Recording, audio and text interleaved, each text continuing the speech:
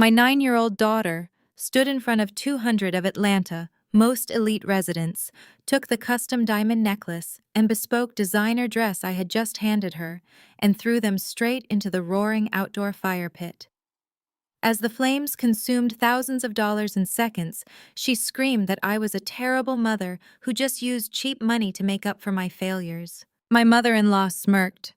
My husband looked smug. They thought they had finally broken me in public. They had no idea they had just handed me the match to burn their entire fake empire to the ground. Before I continue, let me know where you are watching from in the comments below. Hit like and subscribe if you have ever had to stand up to family who underestimated your worth.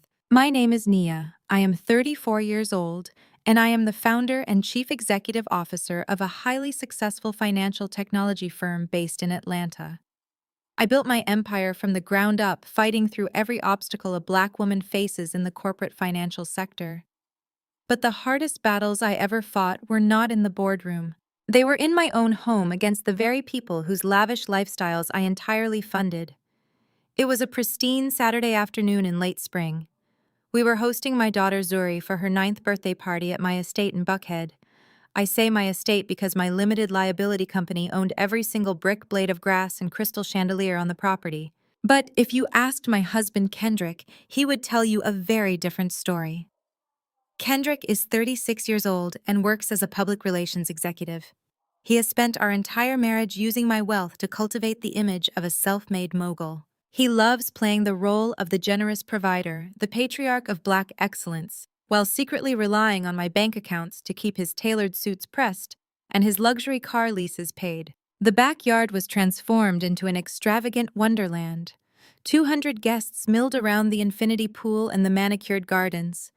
The attendee list read like a who is who of Atlanta high society. We had local politicians, prominent business owners, and leaders from the massive mega church my mother-in-law attended. Waiters in crisp white uniforms circulated with trays of gourmet appetizers, while a live string quartet played classical arrangements of modern rhythm and blues hits.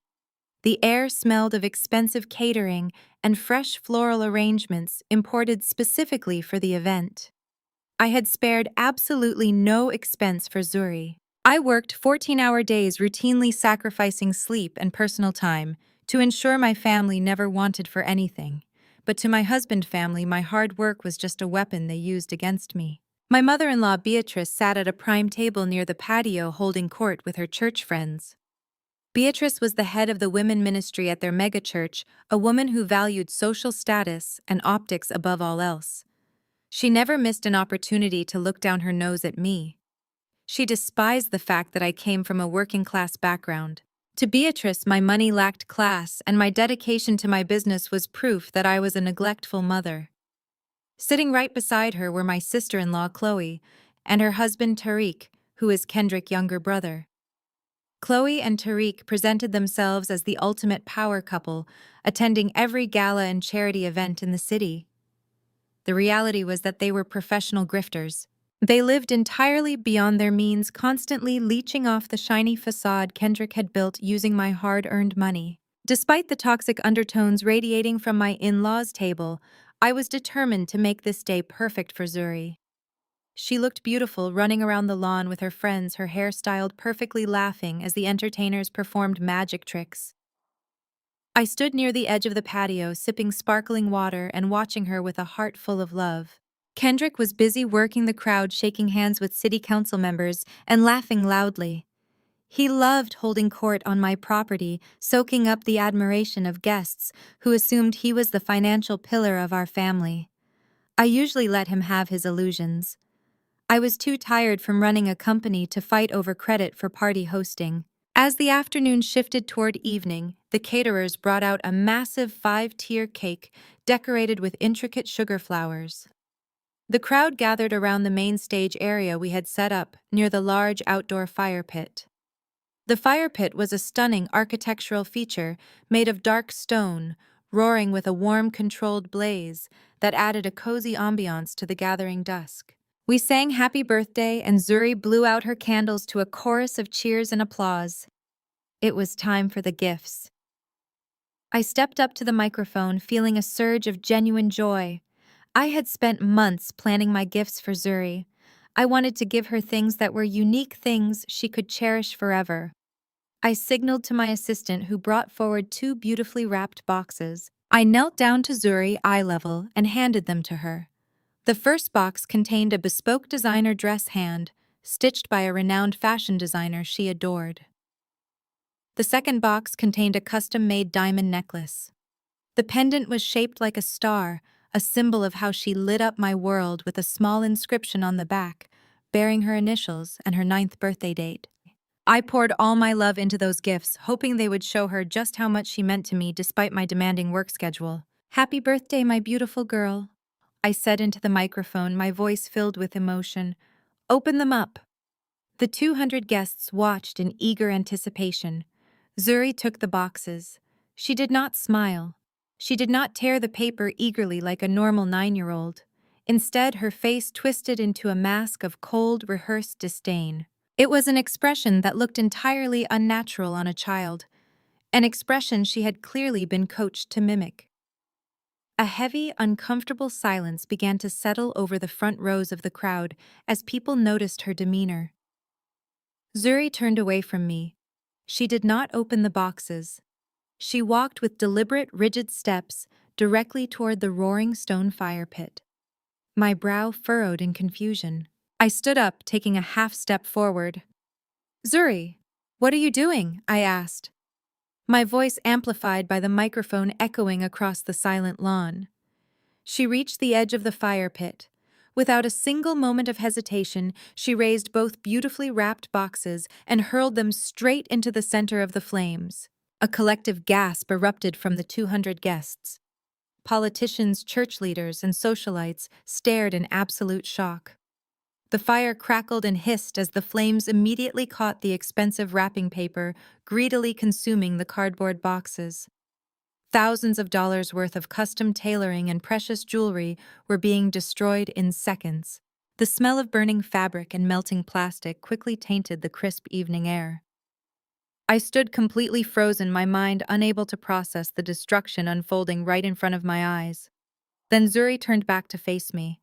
She pointed her small finger directly at my chest and screamed at the top of her lungs, ensuring every single guest heard her words. "I hate your gifts. Dad was right, you just used cheap money to make up for being a terrible mother." The words hit me with the force of a physical blow. The silence in the backyard became deafening, broken only by the loud crackling of the fire devouring my love and hard work. I felt the blood drain from my face. I looked at the crowd. Mouths were hanging open. Whispers began to ripple through the elite guests like wildfire. Then I looked at my family. My eyes found my mother-in-law, Beatrice. She was not shocked. She was not rushing forward to scold her granddaughter for such dangerous and disrespectful behavior. Instead, she sat in her chair, a slow, satisfied smirk spreading across her face. Chloe and Tariq were exchanging amused glances. Finally, my eyes locked onto Kendrick, my husband, the man supposed to be my partner. He was not looking at Zuri with reprimand. He was looking at me, and his face wore an expression of pure, unadulterated smugness. I could feel the judgmental stares burning into my skin. The mayor of Atlanta was standing near the buffet table, his champagne flute suspended halfway to his mouth. Members of the local business coalition women I mentored and investors who trusted my firm were all witnessing my daughter reject me with a viciousness that felt entirely staged. The heat from the fire pit radiated against my back, a stark contrast to the ice running through my veins. How had it come to this? I had given this family everything. I paid the mortgage on the estate we were standing in. I funded the cars, the private school tuition, the charity donations that kept Kendrick relevant in the community. I had built a fortress of wealth to protect us from the harsh realities of the world, and they were using the walls of that fortress to crush me. My vision tunneled. I looked back at Zuri. My sweet 9-year-old girl, who used to run to the door to hug me when I came home from the office, was now glaring at me with a hatred that did not belong to her. It was Kendrick hatred. It was Beatrice bitterness. It was Chloe jealousy. They had poured their toxic insecurities into an innocent vessel, and weaponized her against the only person holding their financial lives together. My hands began to shake not from sadness, but from an awakening rage. I had spent years making excuses for their microaggressions. I had ignored the passive-aggressive comments at Thanksgiving dinners. I had overlooked Kendrick taking credit for my business acquisitions. I had endured it all to keep the peace. But watching my child burn my gifts while my husband smiled proudly was the final irreversible fracture. There was no going back from this moment. The stage was set for a war they thought they had already won. The heavy silence hanging over the backyard was suddenly broken by the sound of slow, deliberate footsteps. Kendrick walked onto the stage, his designer loafers clicking against the wooden platform. He did not look at the smoldering remains of my gifts in the fire pit. He did not look at me. He walked straight to Zuri and dropped to one knee, wrapping his arms around her in a theatrical display of paternal protection. "It is okay, princess," he announced loudly, ensuring the microphone picked up every single syllable. His voice resonated with a sickeningly sweet fake warmth. "Mom gifts are not worthy of you anyway. You deserve better than things bought in a rush between board meetings." I stood frozen, my nails digging into the palms of my hands as my own husband publicly validated our daughter's horrific behavior. He stood up, lifting Zuri into his arms, and turned to face the crowd of elite guests. "Do not cry, my sweet girl," Kendrick continued, projecting his voice across the lawn. "A princess should never cry on her birthday. Besides, I have a real surprise for you. I just bought you a purebred thoroughbred at the equestrian club. He is all yours, and we are going to see him tomorrow morning." Zuri's face instantly transformed from a mask of manufactured rage to pure, unrestrained joy. She threw her arms around Kendrick's neck, screaming, "Thank you, Daddy," over and over again. The crowd, which had been holding its collective breath just seconds ago, erupted into a wave of relieved applause. The narrative had been successfully flipped. Kendrick had swooped in to save the day, rescuing his daughter from her emotionally absent mother's cheap offerings and rewarding her with an extravagant display of wealth. The applause felt like a physical assault. Politicians and socialites nodded approvingly at Kendrick, praising him for turning a disastrous moment into a beautiful father-daughter memory. No one questioned why a 9-year-old had just thrown thousands of dollars into a fire. They only saw Kendrick, the generous patriarch, saving his little girl from my supposed neglect. I took a step back, trying to catch my breath, but my path was immediately blocked. My mother-in-law Beatrice and my sister-in-law Chloe had moved with predatory speed, leaving their table to corner me near the edge of the stage. They positioned themselves perfectly, ensuring we were hidden from the direct view of the main crowd, but close enough that I could not simply walk away without making a scene. Beatrice leaned in close, her heavy, expensive perfume making me nauseous. Her eyes were cold and hard, devoid of any maternal warmth. "You really thought you could just throw a piece of jewelry at that child and make up for your complete lack of motherly instincts?" Beatrice hissed, her voice a harsh whisper, meant only for my ears. I looked at her, trying to maintain my composure. "I spend every waking hour providing for this family," I said, my voice trembling slightly despite my best efforts. "I built the foundation you are all standing on." Beatrice let out a short, bitter laugh. "Money does not buy class, Nia. It never has, and it never will. You can wear all the designer clothes you want, but underneath it all, you are still just that ghetto girl from the wrong side of the tracks who got lucky with a software company. You have no refinement, no grace. You do not know how to raise a daughter in our world. You just throw your tacky new money at her and expect her to love you." Chloe stepped closer, standing shoulder to shoulder with Beatrice. She was holding a crystal flute of champagne, looking me up and down with an expression of pure disgust. Chloe had never worked a day in her life, happily living off the allowance Tariq received from Kendrick, which was essentially my money. Yet she carried herself like royalty while treating me like the hired help. "Beatrice is right," Chloe added, taking a slow sip of her drink. "You are completely disconnected from this family. You think because your name is on the bank accounts that you are the leader here. But look at Zuri. Look at Kendrick. Kendrick is the true emotional and financial pillar of this family. He knows what that little girl needs. He knows how to protect her from your coldness." I stared at Chloe, trying to comprehend the sheer audacity of her words. Kendrick, the financial pillar of the family. The man who had been declined for a business loan 3 times before we got married. The man whose entire public relations firm was bankrolled by my initial investment. Chloe and Beatrice lived in a complete state of delusion, perfectly willing to rewrite reality to fit their narrative.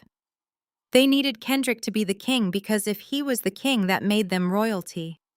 If I was the kingmaker, it meant they owed their entire existence to a woman they fundamentally despised. I looked from Beatrice to Chloe, absorbing the pure malice radiating from their perfectly contoured faces. "You are nothing but a bank teller to them, Nia," Beatrice sneered, leaning even closer. "And clearly you are not even good at that anymore if Kendrick has to step in and buy his daughter a real gift. You should be embarrassed. If I were you, I would hide in that home office of yours and never show my face to Atlanta polite society again." My chest tightened and my vision blurred for a fraction of a second. The urge to break down to scream to defend myself against these vicious attacks was overwhelming. The tears pricked the corners of my eyes hot and demanding to be released. But I did not cry. I refused to give them the satisfaction of seeing me break. I took a slow, deep breath, forcing the tears back down.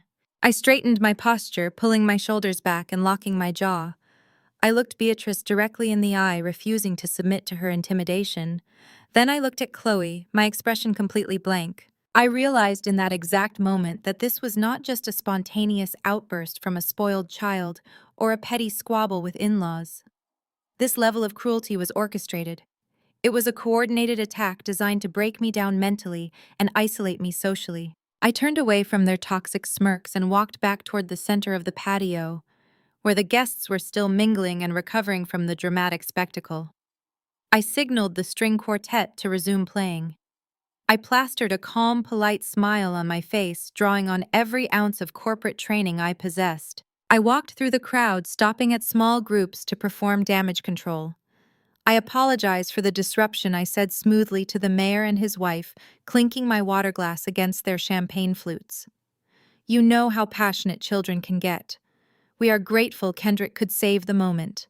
Please enjoy the food." I played the gracious host, smoothing over the awkwardness with practiced ease. My outward appearance was flawless, but inside my mind was working at lightning speed. Kendrick buying a purebred, thoroughbred horse made absolutely no sense. I controlled the primary finances, and I knew his monthly allowance could not cover that cost. I excused myself, stepping toward the edge of the lawn, seeking a brief moment of quiet. I turned back to look at the stage area where Kendrick was still holding Zuri, accepting praises from his fraternity brothers. As I watched him, my sharp eyes caught a movement in my peripheral vision. Chloe had left Beatrice's side and was standing near the catered buffet table, holding her phone. She caught Kendrick's eye across the lawn. I stood completely still, blending into the shadows of a large oak tree, and watched closely. Kendrick looked at Chloe. Chloe gave a small, slow nod and tapped the screen of her phone twice. Kendrick responded with a subtle, almost imperceptible wink before turning his attention back to his friends. It was a silent exchange that lasted less than 2 seconds, but it spoke volumes. It was not a look of familial support. It was a look of complicity. It was the look of two accomplices confirming that a malicious plan had been successfully executed. My blood ran cold. The public humiliation, the burning of the gifts, the sudden grand gesture of a purebred horse, the vicious cornering by Beatrice and Chloe, none of this was an accident. It was a trap, and I had walked right into it. I refused to remain their blind victim for another single second. The time for maintaining a polite facade was officially over. I took one final long look at Kendrick's smiling face and made a silent vow to completely destroy everything he had ever wrongfully built.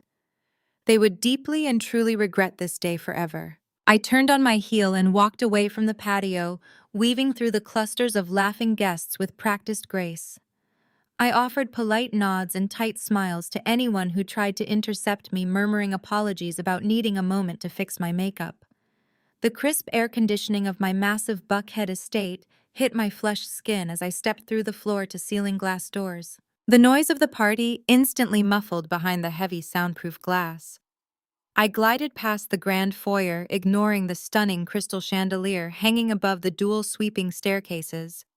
My heels clicked rhythmically against the imported marble floors as I ascended to the second-floor master suite. I needed space to breathe, to calculate my next move, without the suffocating gaze of Atlanta elite society pressing down on me. I entered the master bathroom, walking straight to the expansive vanity mirror. I stared at my own reflection. My perfectly tailored dress remained unwrinkled, my makeup flawless, but my eyes burned with a cold, fierce intensity. I grabbed a linen towel, ran it under cold water, and pressed it against my pulse points. I forced my heart rate to slow down. I refused to let them see me sweat. I had not built an empire by reacting on pure emotion. I built it through ruthless precision and calculating every possible variable before striking. Looking at my reflection, I was suddenly transported back to the days before the wealth, before the Buckhead estate and the private security. I thought about how I built my financial technology firm from absolute scratch.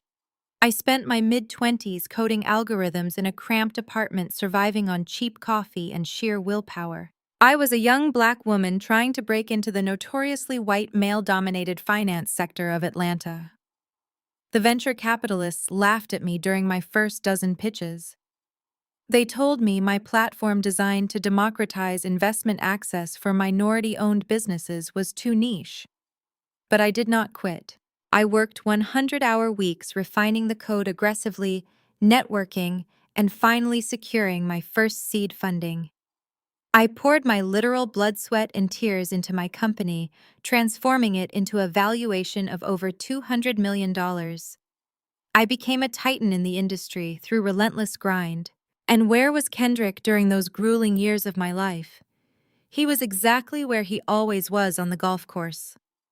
While I was pulling all-nighters debugging software updates and negotiating with hostile corporate boards, Kendrick was busy playing the role of a networking visionary. He claimed his daily golf games and expensive country club lunches were essential for building his public relations firm. He insisted that rubbing shoulders with Atlanta old money was the only way to elevate our family status. But the truth was a bitter pill I had swallowed for years to maintain the illusion of a happy marriage. His public relations firm was a hollow shell. It generated barely enough revenue to cover the lease on his luxury sports car. I funded the deficit. I paid for his country club memberships, his tailored designer suits, and his extravagant client dinners. I essentially subsidized his entire identity as a successful mogul. He contributed absolutely nothing of substance to our financial portfolio, yet he walked around the city accepting praises for the wealth I had single-handedly generated. I had tolerated his parasitic lifestyle because I believed a stable two-parent household was what Zuri needed. I had swallowed my pride to protect my daughter. But today he had crossed an unforgivable line. He had weaponized the very child I was trying to protect against me. I tossed the damp linen towel into the brass hamper and walked out of the bathroom. I moved through the master bedroom toward the heavy French doors that opened onto our private second-floor balcony. The balcony offered a panoramic, unobstructed view of the entire backyard estate. I stepped out into the warm evening air, keeping the lights off so I would remain completely hidden in the shadows. From this elevated vantage point, I could survey the entire party like a general inspecting a battlefield. The sun was just beginning to set, casting long golden shadows across the manicured lawns. The string quartet was playing an upbeat melody, and the caterers were busily clearing the dessert plates. I scanned the crowd systematically. I saw Beatrice holding court at her table, still looking incredibly pleased with herself. I saw Chloe mingling near the bar, showing off a diamond tennis bracelet that I knew for a fact was purchased with a supplementary credit card tied to my primary business account. Then my eyes locked onto Kendrick. He was standing near the edge of the infinity pool, shaking hands with a local city councilman. But his body language was entirely different now. The charismatic, smug aura he had displayed on the stage was gone. He looked restless, shifting his weight from side to side and checking his luxury watch multiple times a minute. I watched intensely as Kendrick excused himself from the councilman and began walking quickly toward the secluded pathway leading to the pool house. The pool house was tucked away behind a row of tall, sculpted hedges, completely out of sight from the main party area. It was highly unusual for the host to abandon his guests during the peak of the celebration. My suspicion deepened when I saw another figure detach from the crowd, and follow the exact same path. It was Tariq, Chloe husband and Kendrick younger brother. Tariq moved with a hurried, nervous energy, constantly glancing over his shoulder to ensure no one was watching him. I leaned against the cool metal railing of the balcony, narrowing my eyes to focus on the narrow gap between the hedges. I could just barely make out their silhouettes in the fading light. Kendrick and Tariq were standing close together, engaged in a hushed, urgent conversation. Kendrick looked agitated, waving his hands in short, sharp motions. Tariq looked defensive, shaking his head and pointing toward the main house. Then I saw it. Kendrick reached inside the breast pocket of his tailored jacket and pulled out an object. It was a thick manila envelope stuffed so full it looked like it was about to burst at the seams. He shoved the envelope aggressively into Tariq's chest. Tariq quickly grabbed it, looking around frantically before stuffing it inside his own jacket. The exchange lasted less than 5 seconds, but the secretive, desperate nature of their movements sent an immediate alarm ringing through my mind. What on earth was Kendrick handing to his brother in the shadows? If he was just giving Tariq money for a legitimate reason, there was no need for such extreme secrecy. And more importantly, where was Kendrick getting a thick envelope of physical cash or documents? His public relations firm account was tied directly to my oversight, and I monitored every major withdrawal. I pulled my secure, encrypted smartphone from the pocket of my dress. I did not rely on standard family plans. I had my own private security and intelligence team on retainer, a necessity when you manage hundreds of millions of dollars in financial technology assets. I opened my encrypted messaging application and selected the contact for Damon, the head of my private security detail. Damon was a former federal investigator who handled all my corporate background checks and personal security audits. He was efficient, discreet, and ruthlessly effective. I quickly typed out a message. Damon, I need an immediate background check and financial audit on the equestrian club my husband frequents. He just publicly claimed he purchased a purebred thoroughbred horse for my daughter today. Verify the transaction. Check his membership status. Get back to me instantly. Priority 1. I hit send and watched the message encrypt and deliver. I stayed on the balcony, the warm Georgia breeze doing nothing to thaw the freezing calculation taking over my mind. I watched Kendrick and Tariq emerge from behind the hedges from different sides, walking back into the party as if nothing had happened. Kendrick immediately grabbed a fresh glass of champagne and returned to his charismatic performance, laughing loudly at a joke made by a wealthy real estate developer. Tariq walked straight to Chloe, leaning in to whisper something in her ear. Chloe's eyes widened slightly, and she gave a sharp nod before taking another sip of her drink. The coordination between the four of them, Kendrick, Tariq, Chloe, and Beatrice, was undeniable. They were operating as a unified front against me. Less than 5 minutes later, my phone buzzed in my hand with a secure notification. I unlocked the screen and opened Damon's response. I read the message twice, my heart pounding with a mixture of dark vindication and growing dread. The text was concise and devastating. Damon wrote, Target Equestrian Club investigated. No horse was purchased by Kendrick Sterling or any associated entity today or in the past 6 months. Furthermore, Kendrick Sterling membership at the club is currently suspended. The suspension occurred exactly 3 weeks ago due to severely delinquent unpaid membership dues totaling over $15,000. There is zero evidence of a thoroughbred purchase. End of report. I locked my phone and stared out over the lavish party unfolding below me. The pieces of the puzzle were terrifyingly contradictory.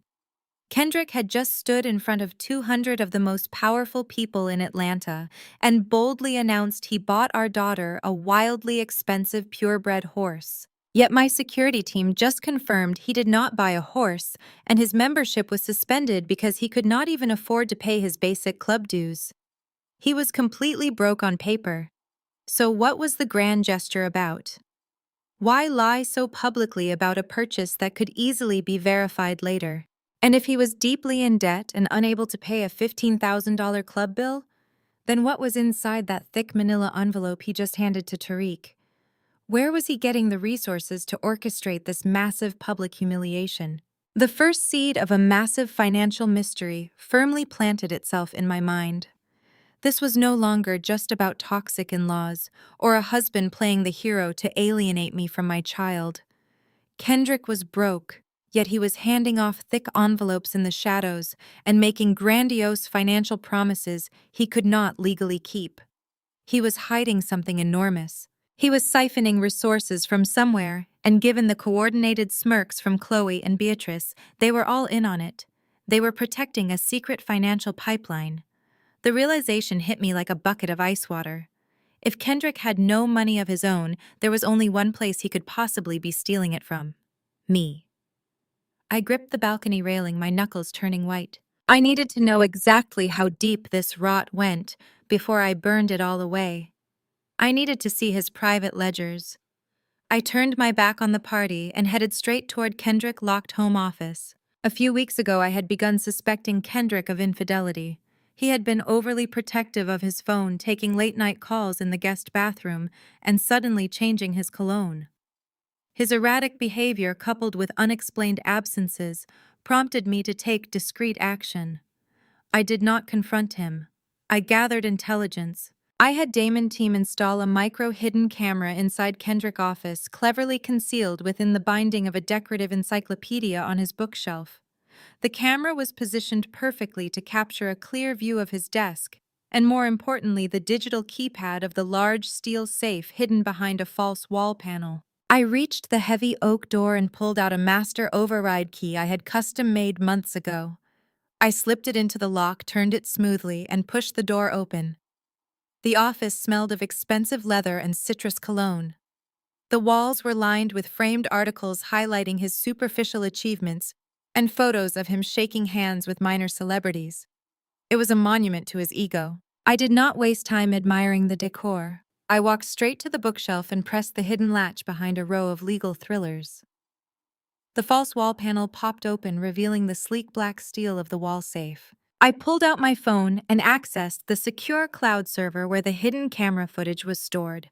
I quickly scrolled through the timeline, finding a clip from 3 days ago when Kendrick had accessed the safe.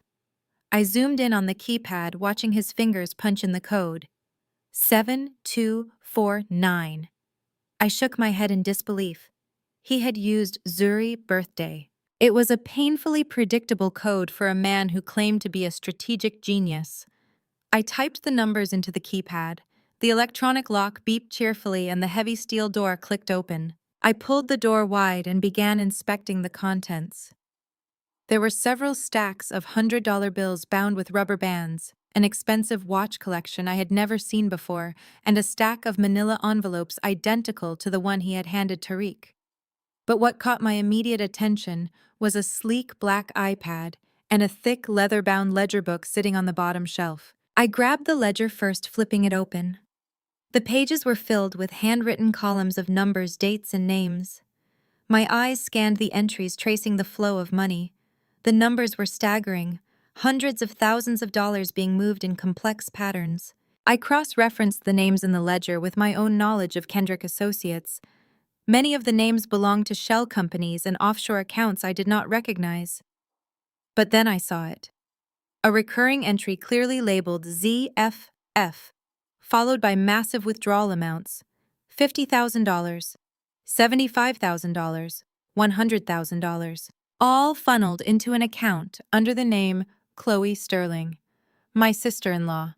The grifter who had just stood in my backyard mocking my lack of refinement was receiving hundreds of thousands of dollars from a mysterious source labeled ZFF. My heart began to pound, a slow, steady drumbeat of realization. I grabbed the black iPad. It was locked with a standard passcode. I typed in 7249. The screen unlocked immediately. Kendrick's predictable arrogance was his undoing. I opened the email application and searched for ZFF. Dozens of emails populated the screen. I clicked on the most recent one, dated 2 days ago. It was from Tariq. The subject line read, "Zuri Future Fund Disbursement Confirmed." I read the email, my blood turning to ice. Tariq was confirming that a wire transfer of $200,000 had been successfully routed from the Zuri Future Fund into Chloe's private offshore account. The email detailed how the funds were being used to pay off Kendrick's suspended country club dues cover, Chloe luxury shopping sprees and most sickeningly fund a fake charity gala they were planning to host next month. The ZFF, Zuri Future Fund. It was not a legitimate investment vehicle. It was a massive slush fund, a highly coordinated money laundering operation designed to siphon wealth and distribute it among Kendrick, Tariq, and Chloe. But where was the initial capital coming from? Kendrick had no liquid assets capable of generating hundreds of thousands of dollars. I closed the email app and opened the document files on the iPad. I needed to find the source of the funds. I tapped on a folder labeled Legal Filings. The folder contained dozens of scanned PDFs. I opened the first document and felt the floor drop out from under me. It was a commercial mortgage agreement. The document outlined a massive $4 million loan secured against a piece of prime real estate. I scrolled down to the property description. It was my Buckhead estate, the very house I was standing in. The house owned exclusively by my limited liability company. I stared at the screen, my mind struggling to process the sheer scale of the betrayal. Kendrick had taken out a $4 million mortgage on my property. He had leveraged the home I built, the fortress I created, to protect my daughter, to fund a fake charity, and bankroll his brother and sister-in-law. But he could not legally do that. The limited liability company was solely in my name. He had no signing authority. I scrolled frantically to the signature page at the bottom of the document. There, sitting starkly against the white digital background, was my signature. Naya Sterling. It looked perfect, every curve and loop flawlessly executed. But I had never signed this document. I had never authorized a mortgage. The signature was a masterclass forgery. The full horrifying picture snapped into focus. Kendrick had not just been making passive-aggressive comments or seeking validation from Atlanta elite. He had orchestrated a massive, calculated financial crime. He had forged my signature to illegally mortgage my property, funneling $4 million into a fake charity called the Zuri Future Fund. He was then using Tariq and Chloe to launder the money, transferring massive sums into their private accounts to fund their extravagant lifestyles while pretending to be philanthropic leaders. The thick manila envelope he handed Tariq was likely a cash disbursement from the fraudulent loan. And Beatrice. She was the matriarch of a megachurch. Her connections provided the perfect cover for a fake charity operation, lending it an air of legitimacy among the religious elite. They were all in on it, every single one of them. They had been smiling in my face, eating the food I paid for, sleeping in the house I owned, all while systematically attempting to destroy my financial empire and steal my wealth. And the ultimate cruelty. They had named their fraudulent money laundering operation after my 9-year-old daughter. They were using Zuri name to commit federal financial crimes. I dropped the iPad onto the desk, the screen still glowing with the forged signature. I placed both hands flat on the polished wood surface, leaning forward and closing my eyes. The rage I felt earlier was gone. It had been replaced by something far more dangerous. Absolute freezing clarity. They thought I was just a bank teller. They thought I was a working-class girl who got lucky. They thought they could outsmart me in the financial sector, the very arena where I was a recognized titan. They had severely miscalculated. I was not going to cry. I was not going to confront them with tearful accusations. I was going to execute a scorched earth protocol that would leave them with absolutely nothing. The war had officially begun, and I was about to drop a nuclear bomb on their fake empire. Kendrick's home office was located at the far end of the second floor, a room he fiercely guarded. He claimed it was his creative sanctuary, where he developed public relations strategies for his non-existent high-profile clients. He kept the heavy oak door locked at all times, and the only key was on his personal key ring. But I was not a woman who allowed locked doors in my own house. I owned this estate. I controlled the security system. And I had prepared for eventualities like this. A few weeks ago, I had begun suspecting Kendrick of infidelity. He had been overly protective of his phone, taking late-night calls in the guest bathroom and suddenly changing his cologne. His erratic behavior, coupled with unexplained absences, prompted me to take discreet action. I did not confront him. I gathered intelligence. I had Damon team install a micro hidden camera inside Kendrick's office, cleverly concealed within the binding of a decorative encyclopedia on his bookshelf. The camera was positioned perfectly to capture a clear view of his desk, and more importantly, the digital keypad of the large steel safe hidden behind a false wall panel. I reached the heavy oak door and pulled out a master override key I had custom made months ago. I slipped it into the lock, turned it smoothly, and pushed the door open. The office smelled of expensive leather and citrus cologne. The walls were lined with framed articles highlighting his superficial achievements and photos of him shaking hands with minor celebrities. It was a monument to his ego. I did not waste time admiring the decor. I walked straight to the bookshelf and pressed the hidden latch behind a row of legal thrillers. The false wall panel popped open, revealing the sleek black steel of the wall safe. I pulled out my phone and accessed the secure cloud server where the hidden camera footage was stored. I quickly scrolled through the timeline, finding a clip from 3 days ago when Kendrick had accessed the safe. I zoomed in on the keypad, watching his fingers punch in the code. 7249. I shook my head in disbelief. He had used Zuri birthday. It was a painfully predictable code for a man who claimed to be a strategic genius. I typed the numbers into the keypad. The electronic lock beeped cheerfully, and the heavy steel door clicked open. I pulled the door wide and began inspecting the contents. There were several stacks of $100 bills bound with rubber bands, an expensive watch collection I had never seen before, and a stack of manila envelopes identical to the one he had handed Tariq. But what caught my immediate attention was a sleek black iPad and a thick leather-bound ledger book sitting on the bottom shelf. I grabbed the ledger first, flipping it open. The pages were filled with handwritten columns of numbers, dates, and names.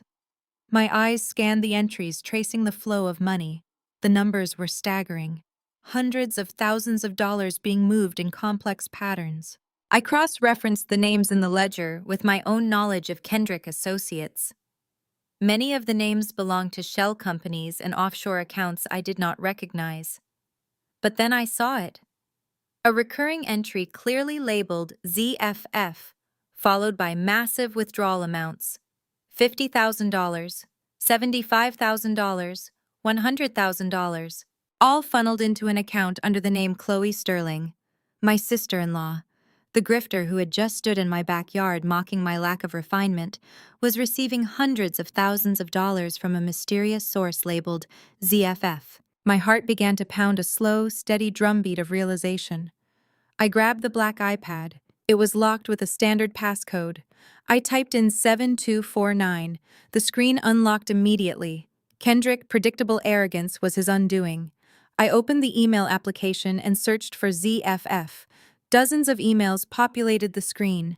I clicked on the most recent one, dated 2 days ago. It was from Tariq. The subject line read, "Zuri Future Fund Disbursement Confirmed." I read the email, my blood turning to ice. Tariq was confirming that a wire transfer of $200,000 had been successfully routed from the Zuri Future Fund into Chloe's private offshore account. The email detailed how the funds were being used to pay off Kendrick's suspended country club dues cover, Chloe luxury shopping sprees, and most sickeningly, fund a fake charity gala they were planning to host next month. The ZFF Zuri Future Fund. It was not a legitimate investment vehicle. It was a massive slush fund, a highly coordinated money laundering operation designed to siphon wealth and distribute it among Kendrick, Tariq, and Chloe. But where was the initial capital coming from? Kendrick had no liquid assets capable of generating hundreds of thousands of dollars. I closed the email app and opened the document files on the iPad. I needed to find the source of the funds. I tapped on a folder labeled Legal Filings. The folder contained dozens of scanned PDFs. I opened the first document and felt the floor drop out from under me. It was a commercial mortgage agreement. The document outlined a massive $4 million loan secured against a piece of prime real estate. I scrolled down to the property description. It was my Buckhead estate, the very house I was standing in. The house owned exclusively by my limited liability company. I stared at the screen, my mind struggling to process the sheer scale of the betrayal. Kendrick had taken out a $4 million mortgage on my property, He had leveraged the home I built, the fortress I created to protect my daughter, to fund a fake charity and bankroll his brother and sister-in-law. But he could not legally do that. The limited liability company was solely in my name. He had no signing authority. I scrolled frantically to the signature page at the bottom of the document. There, sitting starkly against the white digital background, was my signature. Nia Sterling. It looked perfect. Every curve and loop flawlessly executed. But I had never signed this document. I had never authorized a mortgage. The signature was a masterclass forgery. The full horrifying picture snapped into focus. Kendrick had not just been making passive-aggressive comments or seeking validation from Atlanta elite. He had orchestrated a massive calculated financial crime. He had forged my signature to illegally mortgage my property, funneling $4 million into a fake charity called the Zuri Future Fund. He was then using Tariq and Chloe to launder the money, transferring massive sums into their private accounts to fund their extravagant lifestyles while pretending to be philanthropic leaders. The thick manila envelope he handed Tariq was likely a cash disbursement from the fraudulent loan. And Beatrice. She was the matriarch of a megachurch. Her connections provided the perfect cover for a fake charity operation, lending it an air of legitimacy among the religious elite. They were all in on it, every single one of them. They had been smiling in my face, eating the food I paid for, sleeping in the house I owned, all while systematically attempting to destroy my financial empire and steal my wealth. And the ultimate cruelty. They had named their fraudulent money laundering operation after my 9-year-old daughter. They were using Zuri name to commit federal financial crimes. I dropped the iPad onto the desk, the screen still glowing with the forged signature. I placed both hands flat on the polished wood surface, leaning forward and closing my eyes. The rage I felt earlier was gone. It had been replaced by something far more dangerous. Absolute freezing clarity. They thought I was just a bank teller. They thought I was a working-class girl who got lucky. They thought they could outsmart me in the financial sector, the very arena where I was a recognized titan. They had severely miscalculated. I was not going to cry. I was not going to confront them with tearful accusations.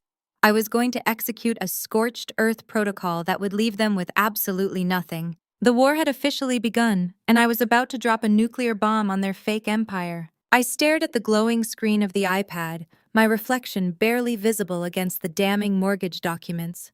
Kendrick had crossed a line that I had not even known existed.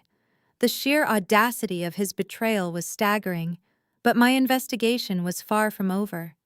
If he had orchestrated this level of financial fraud, he was undoubtedly hiding more. I closed the legal files folder and began exploring the other applications on his device. I needed a complete picture of his entire operation before I could formulate a proper counterstrike. I tapped on the iMessage icon. It opened immediately, bypassing any secondary security measures. I began scrolling through his recent conversations, searching for anything related to the fake charity or the forged mortgage. What I found was infinitely more horrific than any financial crime. It was a level of cruelty I could not have fathomed. The first thread that caught my eye was a conversation with a number I did not recognize. I tapped on it and my stomach churned as I read the messages. It was a direct line of communication between Kendrick and Zuri on an iPad I did not know she possessed. The messages dated back months, revealing a systematic, calculated campaign of parental alienation. I scrolled to a conversation from 3 weeks ago.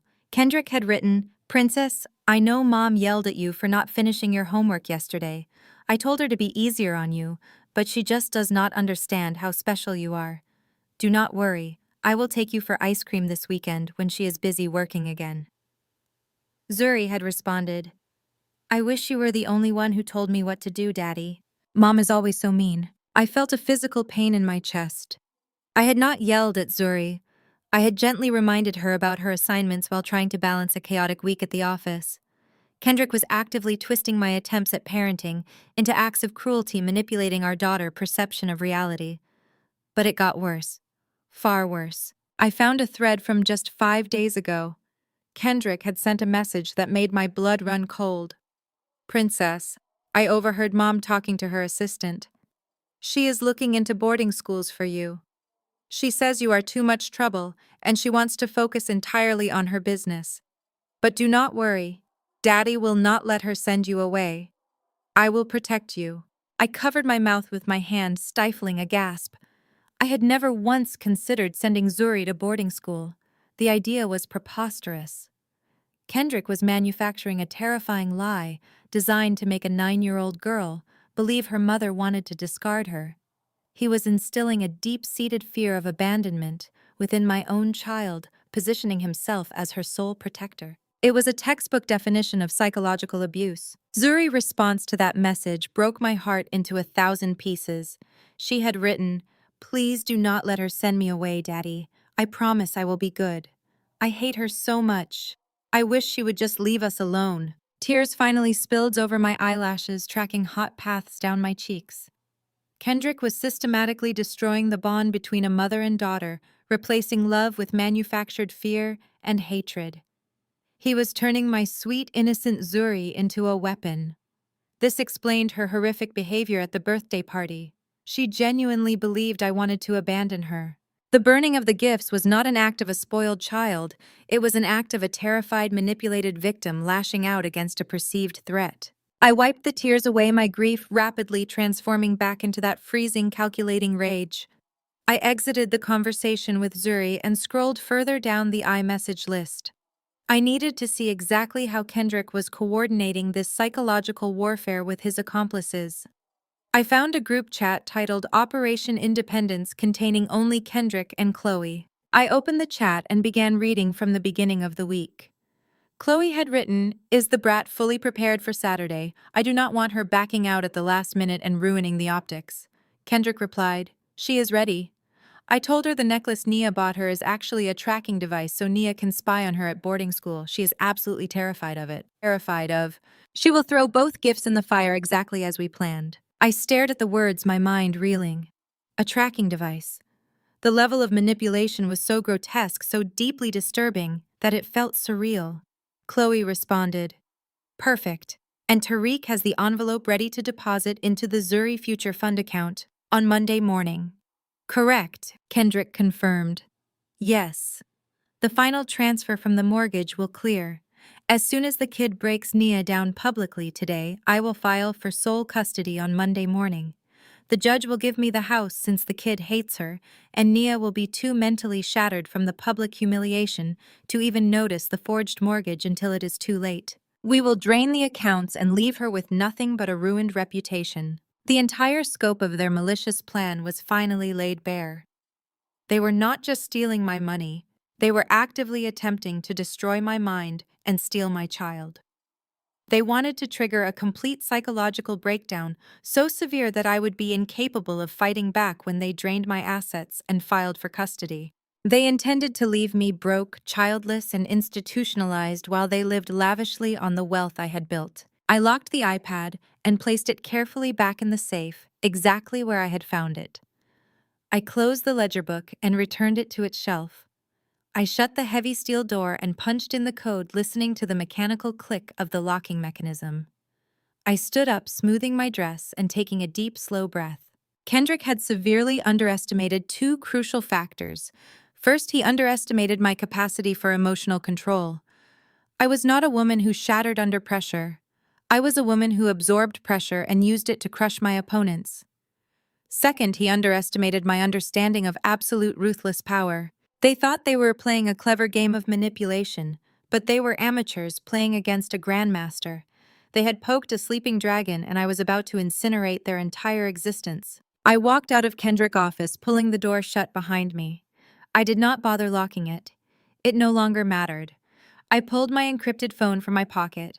I had a lot of work to do and very little time to do it. The party was still going strong downstairs, but the real event was just about to begin. I was not just going to survive this attack, I was going to turn it into an execution. I moved silently down the hallway, my heels making no sound on the thick, plush carpet. Kendrick's home office was located at the far end of the second floor, a room he fiercely guarded. He claimed it was his creative sanctuary where he developed public relations strategies for his non-existent high-profile clients. He kept the heavy oak door locked at all times, and the only key was on his personal keyring. But I was not a woman who allowed locked doors in my own house. I owned this estate, I controlled the security system, and I had prepared for eventualities like this. A few weeks ago, I had begun suspecting Kendrick of infidelity. He had been overly protective of his phone, taking late-night calls in the guest bathroom and suddenly changing his cologne.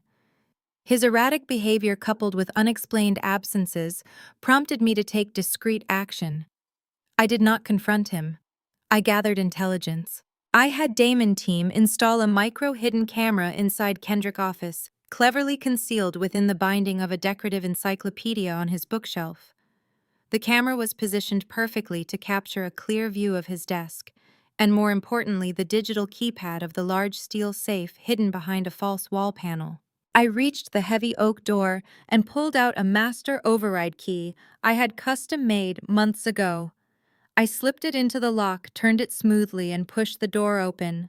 The office smelled of expensive leather and citrus cologne. The walls were lined with framed articles highlighting his superficial achievements and photos of him shaking hands with minor celebrities. It was a monument to his ego. I did not waste time admiring the decor. I walked straight to the bookshelf and pressed the hidden latch behind a row of legal thrillers. The false wall panel popped open, revealing the sleek black steel of the wall safe. I pulled out my phone and accessed the secure cloud server where the hidden camera footage was stored. I quickly scrolled through the timeline, finding a clip from 3 days ago when Kendrick had accessed the safe. I zoomed in on the keypad, watching his fingers punch in the code. 7249. I shook my head in disbelief. He had used Zuri birthday.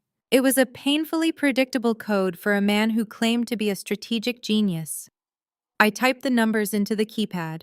The electronic lock beeped cheerfully, and the heavy steel door clicked open. I pulled the door wide and began inspecting the contents. There were several stacks of $100 bills bound with rubber bands, an expensive watch collection I had never seen before, and a stack of manila envelopes identical to the one he had handed Tariq. But what caught my immediate attention was a sleek black iPad and a thick leather-bound ledger book sitting on the bottom shelf. I grabbed the ledger first, flipping it open. The pages were filled with handwritten columns of numbers, dates, and names. My eyes scanned the entries tracing the flow of money. The numbers were staggering. Hundreds of thousands of dollars being moved in complex patterns. I cross-referenced the names in the ledger with my own knowledge of Kendrick Associates. Many of the names belonged to shell companies and offshore accounts I did not recognize. But then I saw it. A recurring entry clearly labeled ZFF, followed by massive withdrawal amounts. $50,000, $75,000, $100,000, all funneled into an account under the name Chloe Sterling, my sister-in-law. The grifter who had just stood in my backyard mocking my lack of refinement was receiving hundreds of thousands of dollars from a mysterious source labeled ZFF. My heart began to pound, a slow, steady drumbeat of realization. I grabbed the black iPad. It was locked with a standard passcode. I typed in 7249. The screen unlocked immediately. Kendrick's predictable arrogance was his undoing.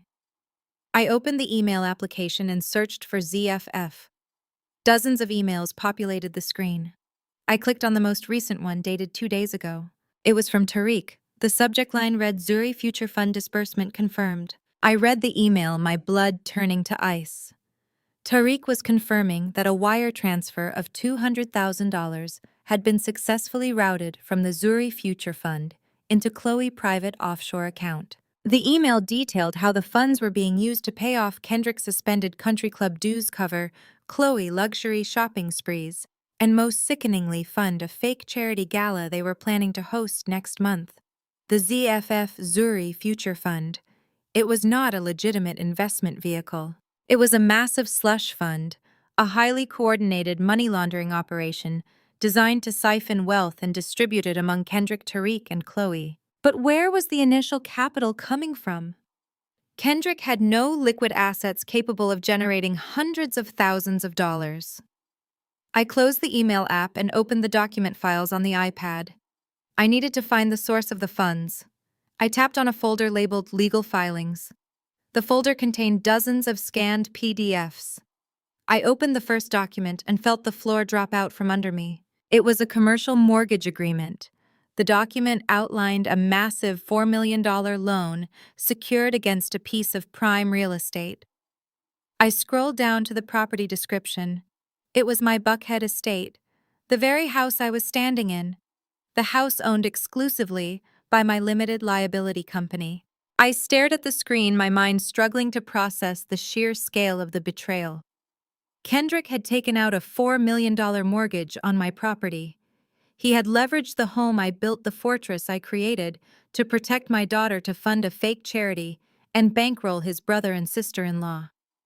But he could not legally do that. The limited liability company was solely in my name. He had no signing authority. I scrolled frantically to the signature page at the bottom of the document. There, sitting starkly against the white digital background, was my signature. Nia Sterling. It looked perfect, every curve and loop flawlessly executed. But I had never signed this document. I had never authorized a mortgage. The signature was a masterclass forgery. The full, horrifying picture snapped into focus. Kendrick had not just been making passive-aggressive comments or seeking validation from Atlanta elite. He had orchestrated a massive, calculated financial crime. He had forged my signature to illegally mortgage my property, funneling $4 million into a fake charity called the Zuri Future Fund. He was then using Tariq and Chloe to launder the money, transferring massive sums into their private accounts to fund their extravagant lifestyles while pretending to be philanthropic leaders. The thick manila envelope he handed Tariq was likely a cash disbursement from the fraudulent loan. And Beatrice. She was the matriarch of a megachurch. Her connections provided the perfect cover for a fake charity operation, lending it an air of legitimacy among the religious elite. They were all in on it. Every single one of them. They had been smiling in my face, eating the food I paid for, sleeping in the house I owned, all while systematically attempting to destroy my financial empire and steal my wealth. And the ultimate cruelty. They had named their fraudulent money laundering operation after my 9-year-old daughter. They were using Zuri name to commit federal financial crimes. I dropped the iPad onto the desk, the screen still glowing with the forged signature. I placed both hands flat on the polished wood surface, leaning forward and closing my eyes. The rage I felt earlier was gone. It had been replaced by something far more dangerous. Absolute freezing clarity. They thought I was just a bank teller. They thought I was a working-class girl who got lucky. They thought they could outsmart me in the financial sector, the very arena where I was a recognized titan. They had severely miscalculated. I was not going to cry. I was not going to confront them with tearful accusations. I was going to execute a scorched earth protocol that would leave them with absolutely nothing. The war had officially begun, and I was about to drop a nuclear bomb on their fake empire. I stared at the glowing screen of the iPad, my reflection barely visible against the damning mortgage documents. Kendrick had crossed a line that I had not even known existed. The sheer audacity of his betrayal was staggering, but my investigation was far from over. If he had orchestrated this level of financial fraud, he was undoubtedly hiding more. I closed the legal files folder and began exploring the other applications on his device. I needed a complete picture of his entire operation before I could formulate a proper counterstrike. I tapped on the iMessage icon. It opened immediately, bypassing any secondary security measures. I began scrolling through his recent conversations, searching for anything related to the fake charity or the forged mortgage. What I found was infinitely more horrific than any financial crime. It was a level of cruelty I could not have fathomed. The first thread that caught my eye was a conversation with a number I did not recognize. I tapped on it and my stomach churned as I read the messages. It was a direct line of communication between Kendrick and Zuri on an iPad I did not know she possessed. The messages dated back months, revealing a systematic, calculated campaign of parental alienation. I scrolled to a conversation from 3 weeks ago. Kendrick had written, "Princess, I know Mom yelled at you for not finishing your homework yesterday. I told her to be easier on you, but she just does not understand how special you are. Do not worry, I will take you for ice cream this weekend, when she is busy working again." Zuri had responded, "I wish you were the only one who told me what to do, Daddy. Mom is always so mean." I felt a physical pain in my chest. I had not yelled at Zuri. I had gently reminded her about her assignments while trying to balance a chaotic week at the office. Kendrick was actively twisting my attempts at parenting into acts of cruelty, manipulating our daughter's perception of reality. But it got worse. Far worse. I found a thread from just 5 days ago. Kendrick had sent a message that made my blood run cold. Princess, I overheard Mom talking to her assistant. She is looking into boarding schools for you. She says you are too much trouble and she wants to focus entirely on her business. But do not worry. Daddy will not let her send you away. I will protect you. I covered my mouth with my hand, stifling a gasp. I had never once considered sending Zuri to boarding school. The idea was preposterous. Kendrick was manufacturing a terrifying lie designed to make a 9-year-old girl believe her mother wanted to discard her. He was instilling a deep-seated fear of abandonment within my own child, positioning himself as her sole protector. It was a textbook definition of psychological abuse. Zuri's response to that message broke my heart into 1,000 pieces. She had written, "Please do not let her send me away, Daddy. I promise I will be good. I hate her so much. I wish she would just leave us alone." Tears finally spilled over my eyelashes, tracking hot paths down my cheeks. Kendrick was systematically destroying the bond between a mother and daughter, replacing love with manufactured fear and hatred. He was turning my sweet, innocent Zuri into a weapon. This explained her horrific behavior at the birthday party. She genuinely believed I wanted to abandon her. The burning of the gifts was not an act of a spoiled child. It was an act of a terrified, manipulated victim lashing out against a perceived threat. I wiped the tears away, my grief rapidly transforming back into that freezing, calculating rage. I exited the conversation with Zuri and scrolled further down the iMessage list. I needed to see exactly how Kendrick was coordinating this psychological warfare with his accomplices. I found a group chat titled Operation Independence containing only Kendrick and Chloe. I opened the chat and began reading from the beginning of the week. Chloe had written, "Is the brat fully prepared for Saturday? I do not want her backing out at the last minute and ruining the optics." Kendrick replied, "She is ready."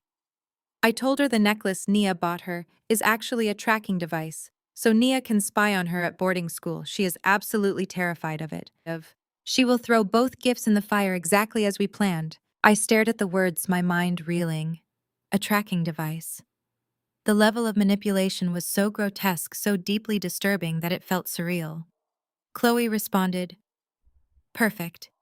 And Tariq has the envelope ready to deposit into the Zuri Future Fund account on Monday morning." "Correct," Kendrick confirmed. "Yes. The final transfer from the mortgage will clear. As soon as the kid breaks Nia down publicly today, I will file for sole custody on Monday morning. The judge will give me the house since the kid hates her, and Nia will be too mentally shattered from the public humiliation to even notice the forged mortgage until it is too late. We will drain the accounts and leave her with nothing but a ruined reputation." The entire scope of their malicious plan was finally laid bare. They were not just stealing my money, they were actively attempting to destroy my mind and steal my child. They wanted to trigger a complete psychological breakdown so severe that I would be incapable of fighting back when they drained my assets and filed for custody. They intended to leave me broke, childless, and institutionalized while they lived lavishly on the wealth I had built. I locked the iPad and placed it carefully back in the safe exactly where I had found it. I closed the ledger book and returned it to its shelf. I shut the heavy steel door and punched in the code, listening to the mechanical click of the locking mechanism. I stood up, smoothing my dress and taking a deep, slow breath. Kendrick had severely underestimated two crucial factors. First, he underestimated my capacity for emotional control. I was not a woman who shattered under pressure. I was a woman who absorbed pressure and used it to crush my opponents. Second, he underestimated my understanding of absolute ruthless power. They thought they were playing a clever game of manipulation, but they were amateurs playing against a grandmaster. They had poked a sleeping dragon, and I was about to incinerate their entire existence. I walked out of Kendrick's office, pulling the door shut behind me. I did not bother locking it. It no longer mattered. I pulled my encrypted phone from my pocket. I had a lot of work to do and very little time to do it. The party was still going strong downstairs, but the real event was just about to begin. I was not just going to survive this attack, I was going to turn it into an execution. I did not cry. My grief, the initial shock of betrayal, had entirely evaporated. It had crystallized into an absolute freezing rage. The kind of rage that does not scream or throw things, but calculates and executes with surgical precision. I was no longer a wife dealing with a disrespectful husband. I was a chief executive officer eliminating a hostile threat. I walked briskly back to the master suite and retrieved my encrypted work laptop from my hidden wall safe. The biometric scanner chimed quietly, reading my fingerprint and granting me access to the nerve center of my financial empire. I sat at my vanity table, opening my laptop and connecting to my secure private network. I had built protocols for hostile takeovers in the corporate world. Now I was applying those same scorched earth strategies to my personal life. I initiated a lockdown sequence on all personal and secondary accounts. Every credit card attached to my name, every joint checking account, every line of credit I had foolishly extended to Kendrick was instantly frozen. I watched the status bars on my screen turn from green to red, systematically severing his financial lifeline. No more tailored suits. No more country club lunches. The tap was officially closed. Next, I accessed my company administrative portal. Kendrick had always enjoyed boasting about his advisory role at my firm, a title I had given him simply to boost his fragile ego. He had superficial access to certain accounts, meant only for reviewing public relations budgets. I navigated to his user profile and clicked the Revoke Access button. The system prompted me for a secondary confirmation. I typed in my master password and watched his profile gray out. He was completely locked out of my corporate infrastructure. The financial bleed was stopped, but I needed to address the criminal element. I drafted an urgent encrypted email to my lead corporate attorney, a man named David, who handled billion-dollar mergers and acquisitions. The subject line was marked Absolute Priority Fraud and Forgery. I attached clear photographs I had taken of the forged mortgage documents from Kendrick's iPad. I instructed David to immediately contact the bank fraud department and file an injunction to freeze the $4 million loan. I detailed the forgery and authorized him to take whatever legal measures necessary to protect my property rights. I hit send, knowing David's team would be working on this within minutes, regardless of it being a Saturday evening. The final piece of the puzzle required a different kind of power. I opened a secure messaging application on my phone and navigated to a contact listed only as Special Agent Davis. I had met him 2 years ago during a corporate cybersecurity summit. We had maintained a professional relationship, occasionally consulting on financial technology security protocols. He was a senior investigator in the FBI Financial Crimes Unit based in Atlanta. I typed a message, carefully ensuring every word was precise and actionable. Agent Davis, I have uncovered evidence of a multi-million-dollar wire fraud and money laundering operation happening currently. It involves forged real estate documents and a fake charity organization called the Zuri Future Fund. The perpetrators are currently on my property executing a major phase of their operation. I have photographic evidence of the forged documents and digital ledgers detailing the transactions. I am prepared to hand over all evidence immediately. Please advise on how to proceed. I pressed send. The message delivered. I watched the screen waiting for the read receipt. Less than 30 seconds later, the 2 small check marks turned blue, indicating he had seen the message. A moment later, the typing indicator appeared. His response was brief, but chillingly effective. Understood, Nia. We take allegations of charity fraud very seriously, especially involving multi-million-dollar sums. I am mobilizing a tactical response unit now. We will coordinate with local Atlanta PD. Keep them on the property. Do not confront them about the fraud. We are on our way. I exhaled a long, slow breath. The trap was set. The authorities were moving. The financial blockade was active. The legal team was mobilized. I closed my laptop and returned it to my safe. I checked my reflection in the mirror one last time. My face was calm, a mask of perfect composure. The ghetto girl they had mocked, the cheap wallet they had tried to drain, was about to deliver a masterclass in total annihilation. I smoothed my dress, turned off the bathroom light, and walked out of the master suite ready to return to the party. The execution was about to begin. I descended the grand sweeping staircase of my Buckhead estate, my heels striking the imported marble with a rhythmic, unforgiving precision. Each step I took away from the master suite was a step away from the woman I used to be. The naive, accommodating wife who swallowed disrespect for the sake of family peace was dead. She had been buried under the weight of forged signatures, secret ledgers, and malicious text messages aimed at breaking a 9-year-old girl. In her place stood the architect of their impending destruction. The heavy glass doors parted seamlessly as I stepped back out into the warm, humid Georgia evening. The backyard was still a vision of curated high society perfection. The string quartet had transitioned to a lively, upbeat tempo, their classical rendition of modern hits floating over the gentle splashing of the infinity pool. The caterers, dressed in immaculate white, were circulating with fresh trays of champagne and gourmet appetizers. The 200 guests remained completely oblivious to the digital and legal guillotine I had just activated upstairs. They laughed, clinked their crystal glasses, and reveled in the illusion of black excellence that my money had purchased for Kendrick. I moved through the crowd like a phantom. No one stopped me this time. Perhaps it was the sheer, terrifying intensity radiating from my posture, or perhaps they were too captivated by the spectacle unfolding near the stone fire pit. I bypassed the buffet tables and the ice sculptures, keeping my eyes fixed relentlessly on the main stage. Kendrick had reclaimed the spotlight. He stood center stage, bathed in the soft, flattering glow of the event lighting, holding a silver microphone with the practiced ease of a career grifter. Zuri was no longer in his arms. She had been whisked away by Chloe to play with her friends, completely unaware of the devastating truth I had uncovered in her father's safe. Kendrick was in his absolute element. He was delivering a grandiose, passionate speech to the gathered political figures, business leaders, and socialites. I stopped near the edge of the VIP seating area, folding my arms and listening to the poisonous, meticulously crafted lies dripping from his mouth. "Ladies and gentlemen," Kendrick projected, his voice smooth, commanding and dripping with fake sincerity. "Tonight is not just about celebrating the birth of my beautiful daughter Zuri. It is about celebrating the future of our community here in Atlanta.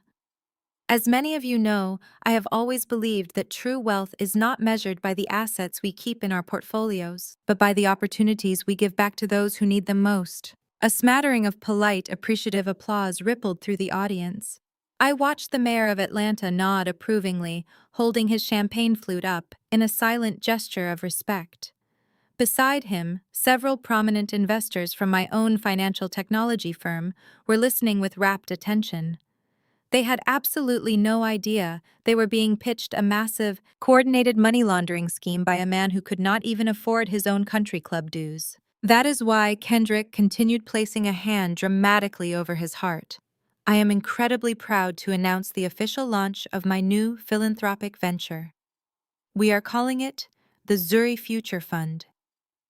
This initiative is designed to empower underprivileged youth in our city, providing them with essential educational resources, vital mentorship programs, and the financial backing they need to succeed in a world that often overlooks their potential." I scanned the front row.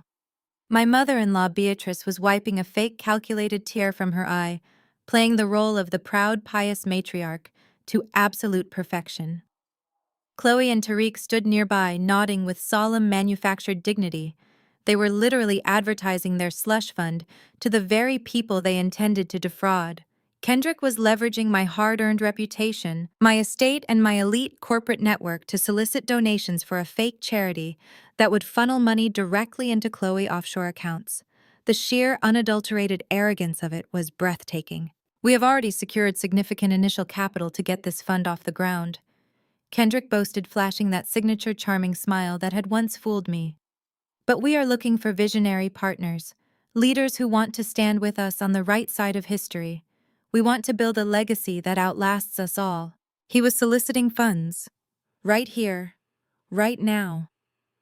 I felt a cold, sharp smile touch the corners of my lips. He wanted to talk about legacies. He was about to leave a legacy that Atlanta high society would never ever forget. I stepped out of the shadows and began walking down the center aisle toward the stage. The guests parted for me automatically, sensing the violent shift in the atmosphere.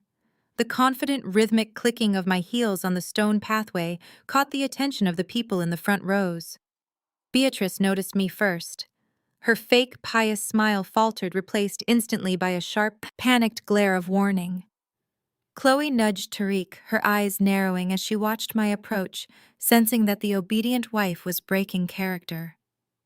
I ignored them completely. They were nothing but collateral damage now. My focus was entirely on the man holding the microphone. Kendrick saw me ascending the short wooden stairs to the stage. For a split second, a flash of genuine, unadulterated panic crossed his features. He knew I hated public speaking. He knew I preferred to remain in the background during these social events, letting him play the face of our family. My presence on his stage was a massive, unpredictable deviation from the script he had written. But his massive ego quickly overrode his survival instinct. He assumed I was coming up to apologize for the gift incident, to publicly submit to his authority in front of the mayor and our esteemed guests. He actually stepped forward and held out his free hand, preparing to pull me into a condescending performative embrace. I did not take his hand. I walked directly into his personal space. My eyes locked onto his. The forced, charismatic smile on his face began to waver, cracking under the absolute zero temperature of my stare. "Nia, what are you doing?" he whispered, his voice barely audible over the low hum of the crowd. "Let me finish the pitch. You are ruining the optics." I reached out and wrapped my hand firmly around the silver microphone. I did not pull it immediately. I just gripped it, staring into the eyes of the man who had forged my signature to steal $4 million and brainwashed my child to hate me. "Your pitch is over, Kendrick," I whispered back, my voice so cold it could have shattered glass. I yanked the microphone from his grasp with a sudden, violent force. The abrupt movement caused the audio system speakers to emit a short, sharp squeal of feedback. The harsh noise cut through the gentle music of the string quartet and the murmuring conversations of the crowd like a knife. 200 faces turned simultaneously toward the stage, their attention entirely captured by the sudden, jarring disruption. Complete silence fell over the sprawling backyard. I stood center stage, holding the microphone tightly in my right hand. I looked out over the sea of upturned faces. I saw the mayor looking profoundly confused. I saw my corporate investors exchanging highly uncertain glances. I saw Beatrice gripping the edge of her cocktail table, her knuckles stark white against her dark skin. I saw Chloe and Tariq stepping backward, a primal instinct warning them of the impending danger. And standing right beside me was Kendrick, completely bewildered, his empty hand still hovering awkwardly in the air. I raised the microphone to my lips. I did not glare. I did not shout. I offered the crowd a calm, radiant, utterly terrifying smile. "Good evening, everyone," I said, my voice projecting clearly and flawlessly across the manicured lawns. "I want to thank you all for joining us tonight to celebrate Zuri. It truly means the world to see so many esteemed colleagues, friends, and community leaders gathered here in my home." I placed a heavy, deliberate, undeniable emphasis on the words, "my home." Kendrick shifted incredibly uncomfortably beside me, trying to maintain a relaxed posture, but the rigid defensive set of his shoulders betrayed his rapidly rising panic. However, I continued, my tone smooth, professional, and unwavering. "Due to some highly unforeseen and extremely serious family circumstances, I must inform you that this birthday party is officially over. The event has concluded. I ask that you all please make your way to the exits at the front of the estate.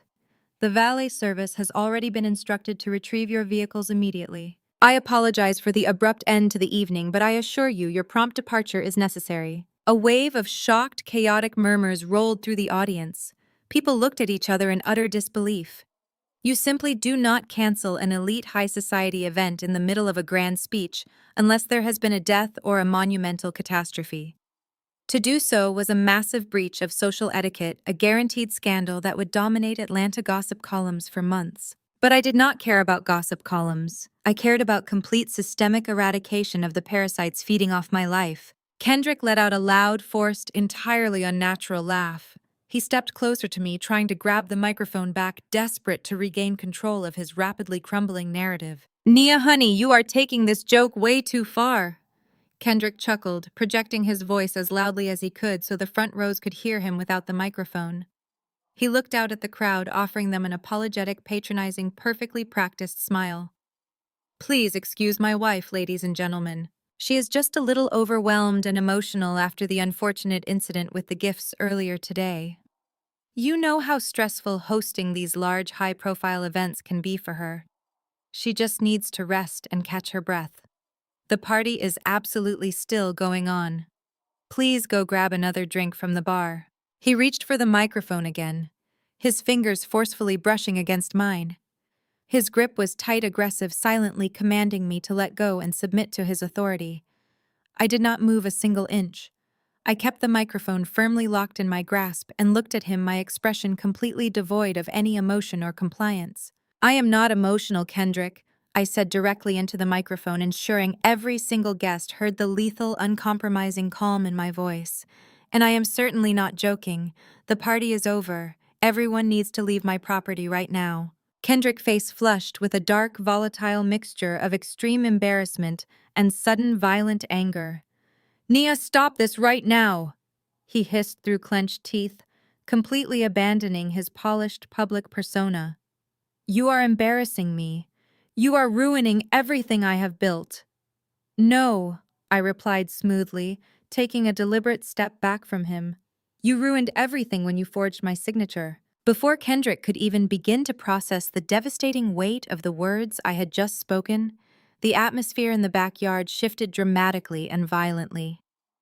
Out of the dark shadows of the tall hedges, the secluded pool house, and the locked side gates, 6 men dressed in immaculate, identical black suits stepped forward in perfect, terrifying unison. This was not the standard, polite event security I had hired for the party. This was Damon Private, highly trained tactical detail.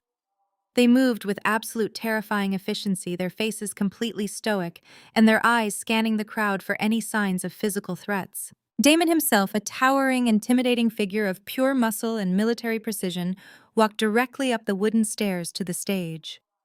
He did not ask for permission. He did not hesitate. He stepped squarely between Kendrick and me, using his massive frame to physically block my husband from taking another step in my direction. The remaining 5 security operatives fanned out rapidly, forming a seamless, impenetrable human perimeter around the entire base of the stage. They stood shoulder to shoulder, their hands clasped firmly in front of them, effectively barricading Kendrick on the platform and separating us from the guests. The guests gasped collectively. The string quartet, which had been tentatively holding their expensive instruments, hastily packed up their gear and began moving rapidly toward the side exits. The caterers froze in their tracks, trays of champagne and gourmet food hovering nervously in midair. This was no longer a simple social faux pas or a marital disagreement. This was a hostile, calculated lockdown of a multi-million-dollar estate. Kendrick stared up at Damon, his mouth opening and closing in sheer, unadulterated disbelief.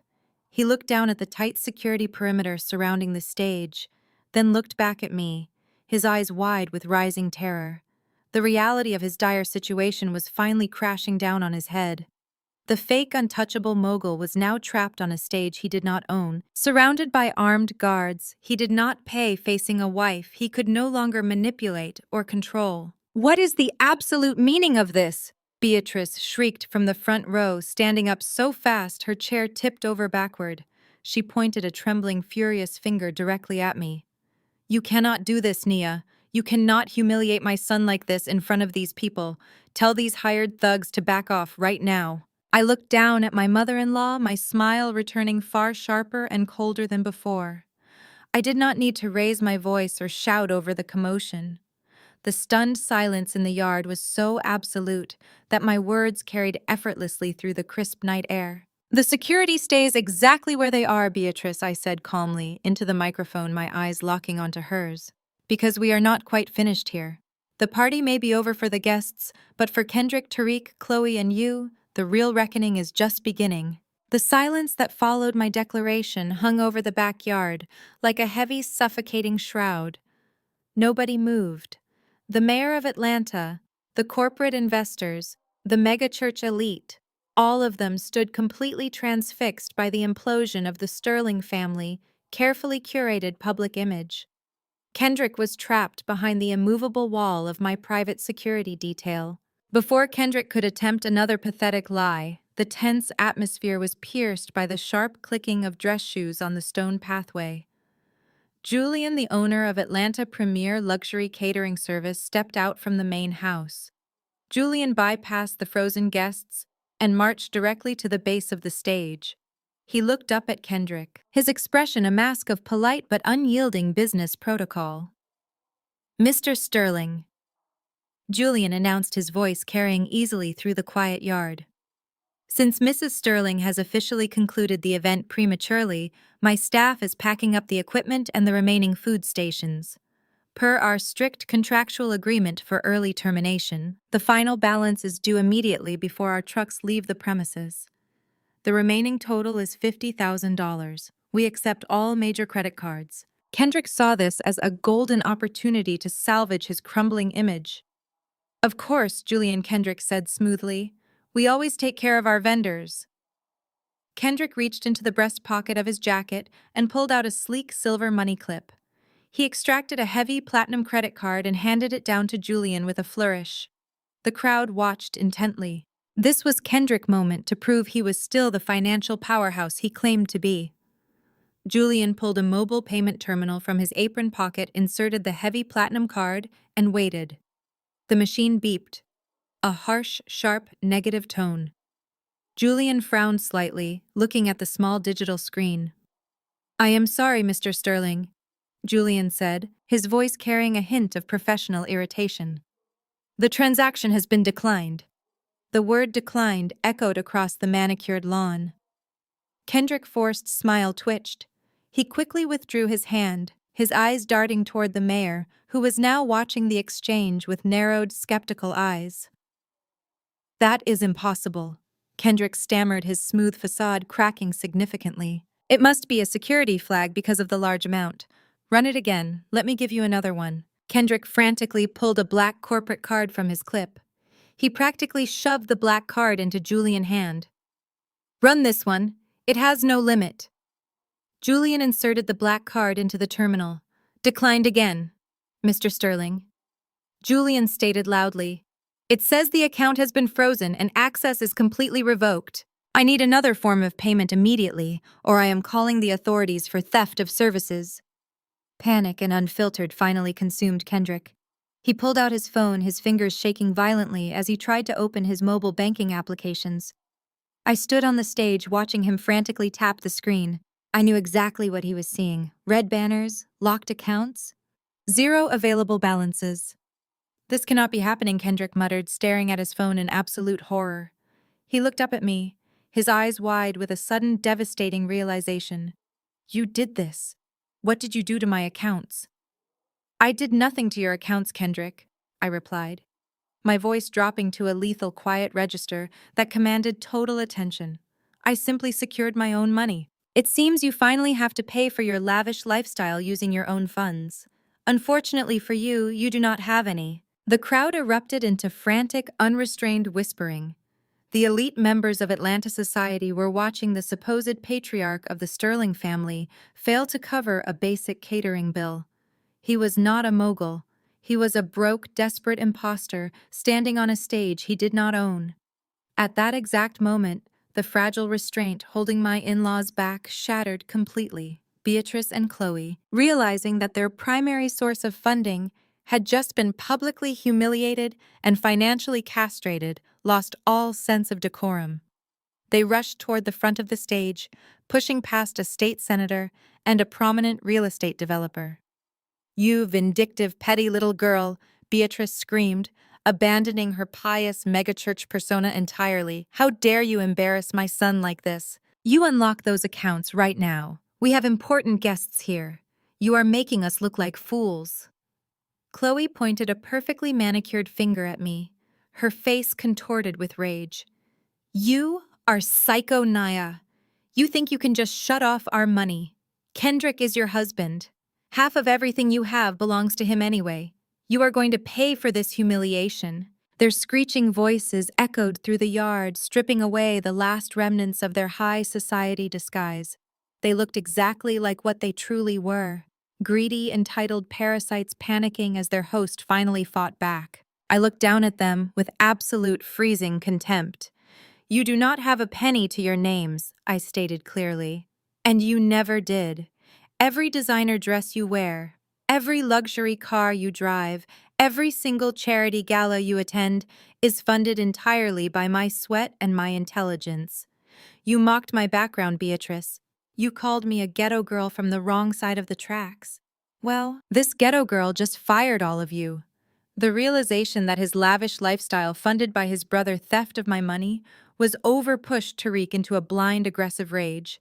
He lunged forward, trying to bypass the security perimeter to reach the stage. He raised his fists, screaming obscenities, intending to physically intimidate me into compliance. He never even made it past the first step. Damon, the massive head of my private security detail, moved with terrifying lightning speed. He stepped down from the platform, intercepted Tariq's chaotic charge, and grabbed him by the lapels of his expensive tailored jacket. With one smooth, incredibly powerful motion, Damon spun Tariq around, swept his legs out from under him, and slammed him face first into the manicured grass. Damon drove his knee into Tariq, back pinning the struggling man to the ground effortlessly. Do not move another inch. Damon growled, his voice a low, dangerous rumble that instantly paralyzed Chloe and Beatrice. Next person who steps toward this stage leaves in an ambulance. Tariq groaned, his face pressed into the dirt, completely immobilized. Chloe shrieked in horror, dropping to her knees beside her husband, while Beatrice stumbled backward, clutching her chest as if she might faint. The guests were now actively backing away from the family, thoroughly disgusted and horrified by the violent, chaotic display. Kendrick dropped his phone. It clattered against the wooden stage. He looked at his brother pinned to the ground, his mother hyperventilating, and his sister-in-law sobbing. Then he looked at the crowd. The politicians, the investors, the megachurch leaders were all staring at him with unvarnished contempt. The mayor was already walking briskly toward the front gates. The elite network Kendrick had spent years trying to impress was actively fleeing the property, wanting absolutely nothing to do with a man exposed as a fraudulent, broke imposter. Kendrick turned to me, his charismatic facade entirely destroyed. His face was pale, glistening with cold sweat. He raised his hands in a pathetic, desperate gesture of surrender. "Naya, please," Kendrick begged, "please," his voice cracking, devoid of any authority or pride. "Please just turn the cards back on. Pay the caterer. Do not do this in front of everyone. We can go inside. We can talk about this. I can explain everything. I promise. Just do not ruin me like this." I looked at the man who forged my signature to steal $4 million from my company. He was begging for mercy. I felt absolutely nothing for him. No pity, no sorrow, no hesitation. My heart was ice. I looked down at his trembling form. "I am not ruining you, Kendrick," I said, my voice echoing loudly and clearly through the microphone, so every remaining guest could hear the final verdict. "You ruined yourself the second you decided my kindness was a weakness you could exploit. The money is gone. The facade is dead. But I promised you a reckoning, and we have not even gotten to the best part yet." I turned my back on him and looked toward the production booth set up near the patio. The massive digital screen behind the stage, which had been displaying a cheerful birthday graphic for Zuri, was about to become the ultimate instrument of his destruction. I raised my hand and gave a sharp, decisive nod to my audiovisual technician.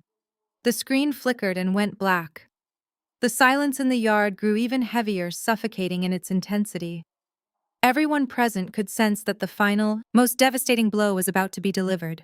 The truth was coming. The massive LED screen flared to life, casting a stark, blinding white light across the manicured lawn. The high-definition display, originally calibrated to show a heartwarming montage of my daughter growing up, now projected a deeply incriminating legal document. It was the commercial mortgage agreement I had discovered on the iPad hidden inside his safe.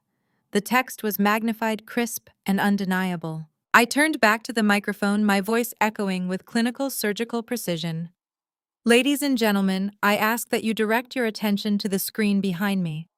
What you are looking at is a fraudulent commercial mortgage taken out against this very property.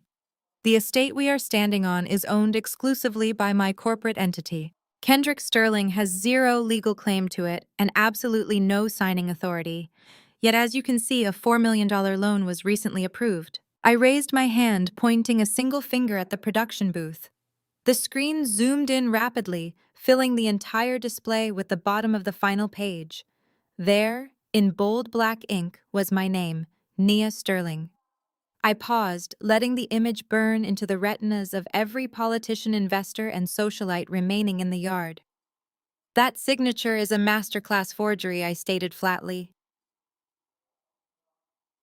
My husband, the man who just stood before you, preaching about building a legacy and giving back to the community, committed federal wire fraud to secretly mortgage my home. He leveraged the fortress I built to protect my family to steal $4 million. A collective gasp ripped through the audience.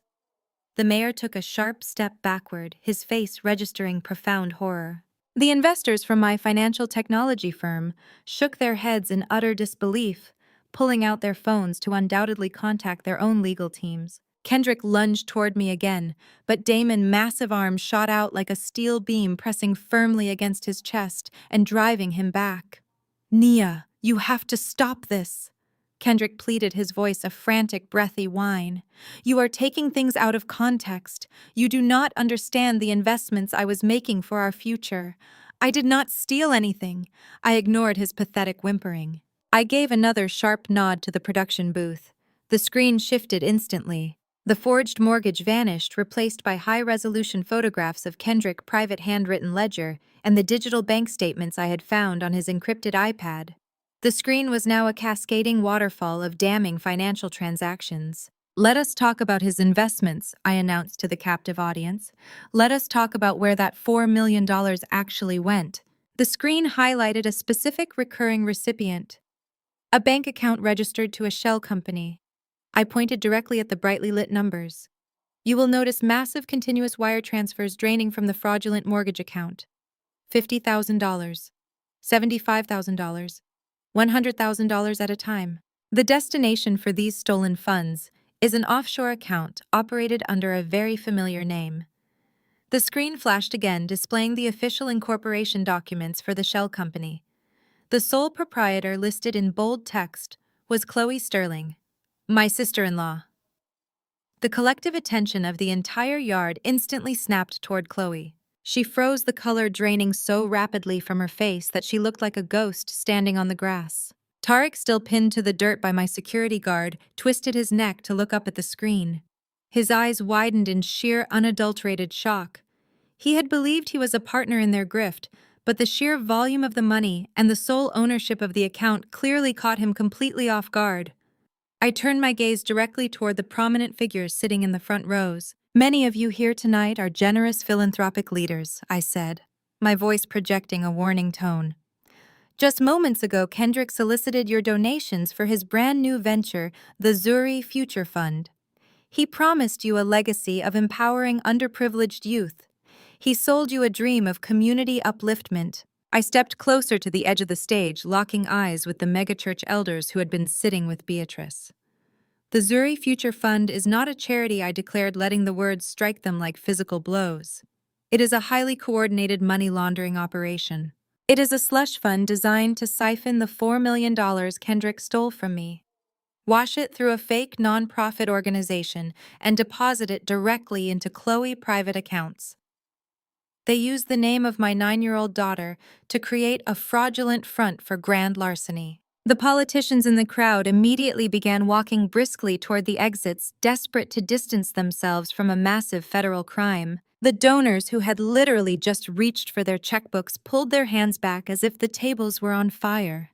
Beatrice let out a low, guttural moan, realizing her powerful megachurch connections were witnessing her family exposed as common thieves.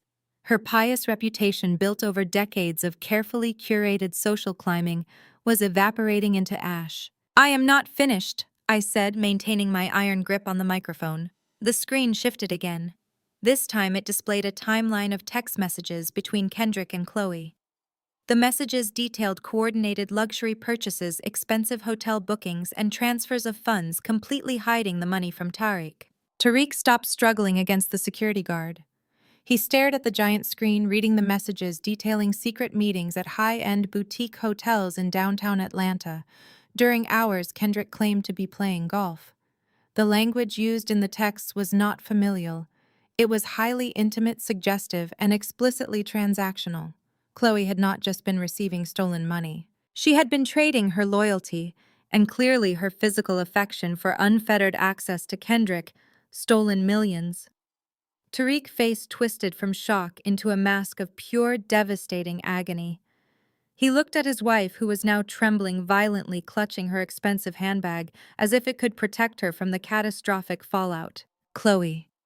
Tariq choked out, his voice hoarse and broken. "Tell me this is a lie. Tell me you are not sleeping with my own brother.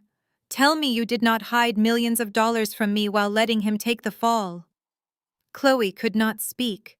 She shook her head frantically, tears ruining her flawless makeup, but she could not formulate a single word of defense. The digital evidence towering above them was absolute and irrefutable. She had played her own husband for a fool, using him as a blind accomplice, while she reaped the actual financial and physical rewards of the betrayal with Kendrick. Tariq let out a raw, animalistic scream of betrayal, slamming his fist against the dirt. Kendrick shrank back against the stage barricade, trying to make himself as small as possible. His brother was screaming in agony. His mother was hyperventilating. His secret lover was paralyzed by public exposure. The wealthy elite of Atlanta were looking at him like he was a diseased rat. The fake mogul had been completely stripped of his armor. I looked at him, feeling a profound sense of vindication. "You told everyone you were the pillar of this family," I said quietly into the microphone, my voice echoing over Tariq's sobbing. "You claimed my money lacked class, but you are nothing but a common thief who steals from his wife to sleep with his brother wife." The silence that followed was absolute. The sheer depravity of the situation left the remaining audience entirely speechless. They had come to celebrate a birthday and witness black excellence. Instead, they were watching a Greek tragedy of greed, incestuous betrayal, and financial ruin play out on a massive digital canvas. Kendrick slowly sank to his knees on the wooden stage. He buried his face in his hands, unable to look at the screen, unable to look at the crowd, and utterly terrified to look at me. The arrogant, swaggering public relations executive was completely destroyed. I signaled the audiovisual team one more time. The screen faded to black, the blinding light vanishing, leaving Kendrick bathed only in the harsh, unforgiving stage lights. I had systematically dismantled his financial pipeline, his social standing, and his familial alliances. I had turned his co-conspirators against him. I had exposed his affairs and his crimes to the exact people he needed to survive. The execution was flawless. But as I looked down at his trembling, pathetic form, I knew the most painful part of my vengeance was still waiting to be delivered. He had tried to steal my daughter. Now I was going to make him answer to her. I took a deep breath, steadying myself for the final emotional strike. The crowd remained frozen, trapped in the inescapable gravity of the moment. I tightened my grip on the microphone, fully prepared to shatter the last remaining illusion. I looked down at the trembling man, kneeling on the stage before me. Attempting to steal my daughter was an unforgivable sin. I signaled the audiovisual team in the production booth one final time. The massive digital screen behind me did not light up with bank statements or forged legal documents. Instead, a simple audio waveform appeared, glowing a stark neon blue against the pitch-black background. The towering concert-grade speakers positioned around the perimeter of the manicured lawn emitted a low crackle of static. The remaining guests, who had been whispering in horrified fascination, suddenly fell dead silent. They could sense that the financial destruction was merely the prelude to something infinitely more sinister. Kendrick raised his head from his hands, his bloodshot eyes locked onto the glowing waveform on the screen. The last remnants of color completely drained from his face, leaving him looking like a hollowed-out corpse. He knew exactly what that audio file contained. He had spent months carefully executing a campaign of psychological warfare against our 9-year-old daughter.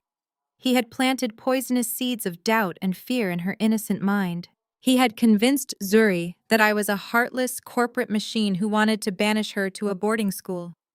He had manufactured a villain out of a mother who worked 14-hour days simply to give her child the entire world. And he had documented his own malice on the very devices paid for by my company. I brought the microphone back to my lips.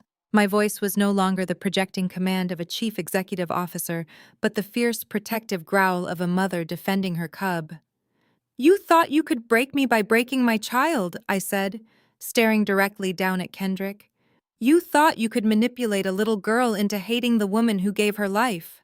You wanted to use her public rejection of me as ammunition for a custody battle so you could secure this estate and drain my assets. But you made a fatal error, Kendrick. You recorded your coaching sessions. You left audio voice notes on your encrypted tablet communicating with Chloe about your exact manipulation tactics." Beatrice let out a sharp gasp from the grass below. Even a woman as utterly devoid of moral fiber as my mother-in-law seemed to comprehend the profound depravity of weaponizing a child. Tariq, who was still pinned to the dirt by Damon's massive frame, stopped struggling entirely. The absolute horror of the situation paralyzed the entire yard. I looked out into the front row. My eyes scanned past the horrified politicians and the disgusted corporate investors until I found the only person who truly mattered in this entire estate. Zuri was standing near the edge of the patio. She was holding a small crystal plate with a slice of her 5-tier birthday cake. She looked confused and frightened by the shouting and the security guards, but she was watching me with wide, terrified eyes. "Play the file I commanded." The command echoed across the estate. The production technician pressed the button. The neon blue waveform on the giant screen began to spike and pulse in perfect synchronization with the audio broadcasting through the towering speakers. The sound of Kendrick's voice filled the heavy, humid night air. It was not his smooth, charismatic public relations voice. It was a cold, calculating, and utterly heartless tone.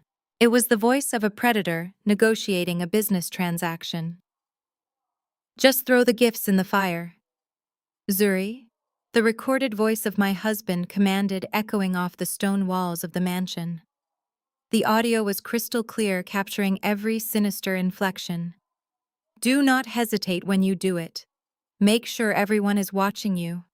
If you cry and scream loud enough, we will get rid of Mom for good. She will pack her bags and leave us alone in this big house. And the second she is gone, I will take you to the equestrian club. I will buy you that purebred, thoroughbred horse I promised. You do not need her cheap gifts. She is just a cheap wallet to us. We just need her money."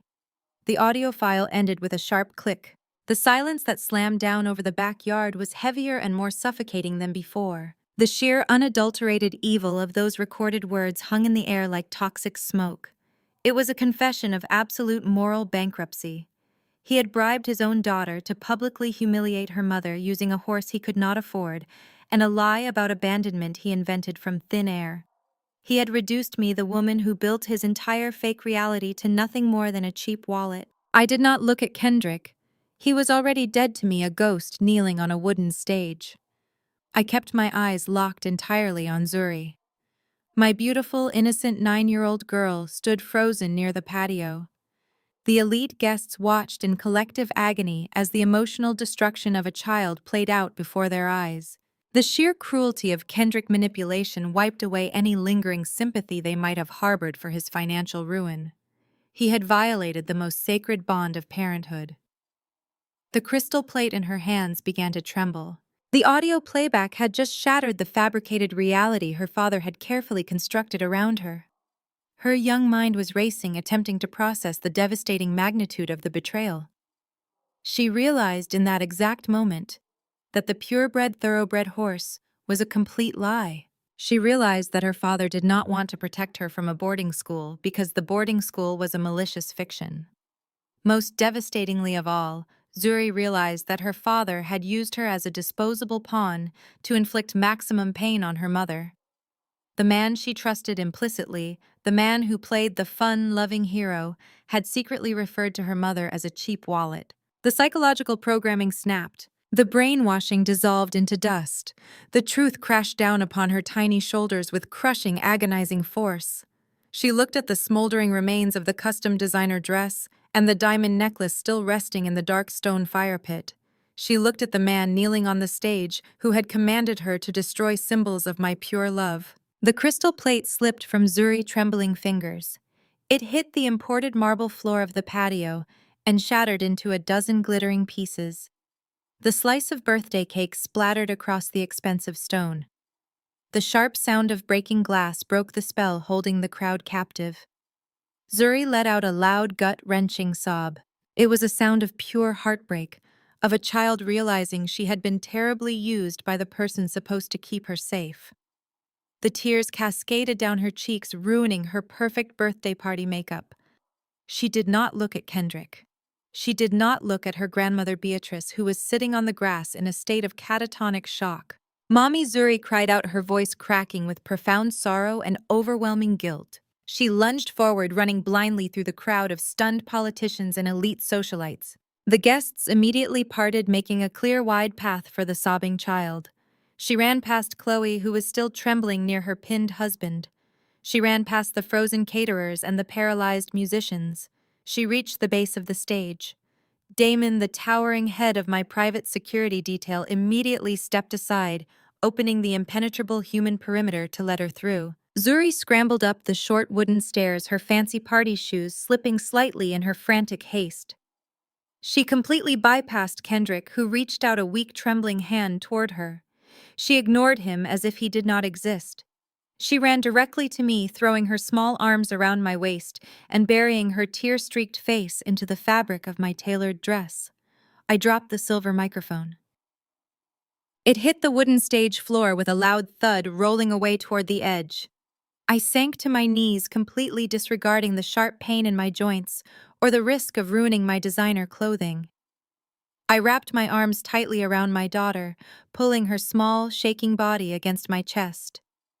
I buried my face in her beautifully styled hair, holding her with a fierce, desperate strength. "I am so sorry, Mommy." Zuri sobbed, her small hands gripping the fabric of my dress like a lifeline. "I am so sorry. I did not mean it. I do not hate you. Daddy lied to me. He said you wanted to send me away. He said you did not love me. I am so sorry I burned your gifts. Please do not send me away. Please forgive me, Mommy."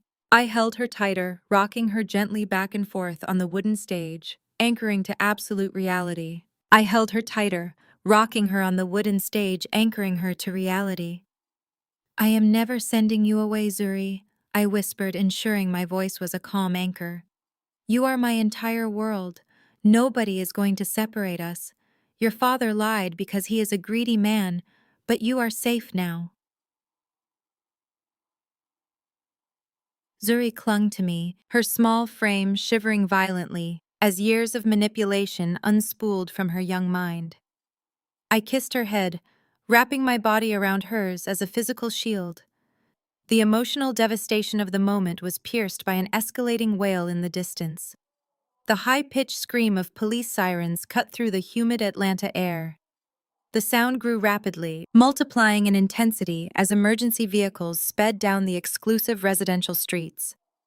The remaining guests, who had been paralyzed by the horror of the audio recording, began to murmur in renewed panic. They scrambled toward the edges of the patio, desperate to distance themselves from the impending legal disaster. The heavy iron gates at the front of my estate were forcefully pushed open. The flashing of red and blue lights bathed the manicured lawns in a frantic strobe effect.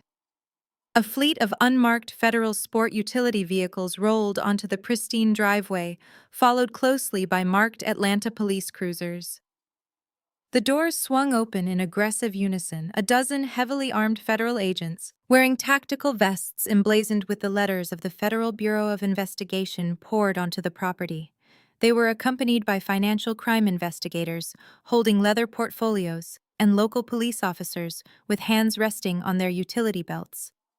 Special Agent Davis, The contact I had messaged from my laptop stepped out of the lead vehicle. He surveyed the chaotic backyard with the cold, calculating eyes of a veteran investigator. His gaze swept past the terrified socialites landing squarely on the wooden stage.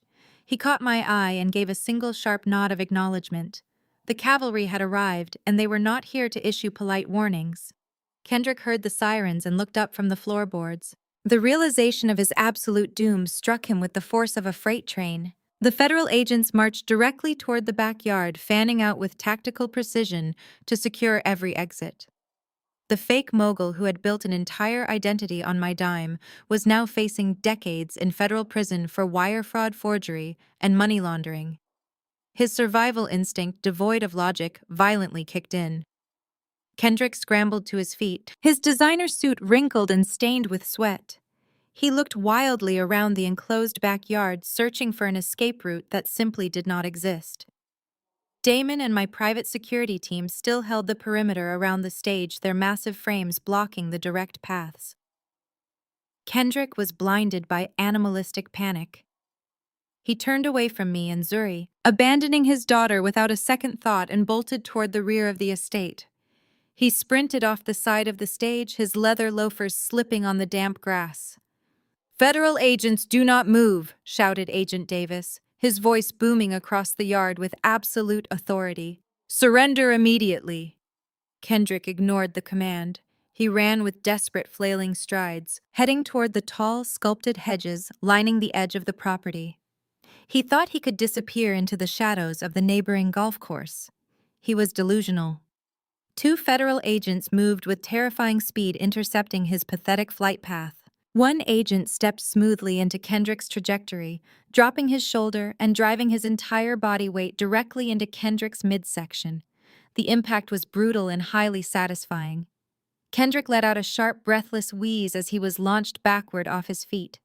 He crashed violently into the perfectly manicured rose bushes, his expensive tailored jacket snagging on the sharp thorns. The agents were on him in a fraction of a second. They yanked his arms forcefully behind his back, pressing his face deep into the soil and crushed petals. The metallic click of heavy steel handcuffs ratcheting shut echoed loudly over the chaotic murmurs of the yard.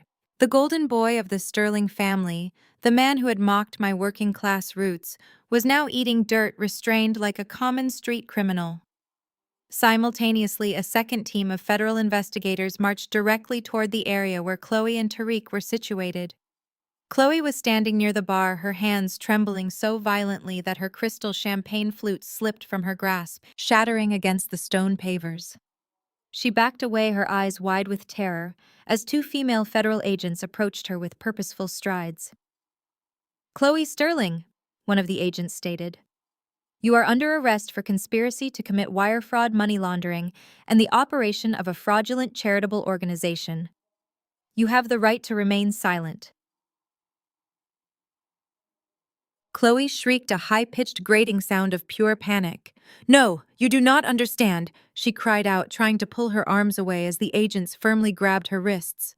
"It was Kendrick. It was all Kendrick. I did not do anything. He told me to open the accounts. I am innocent. Please, you cannot arrest me. I have social standing in this city."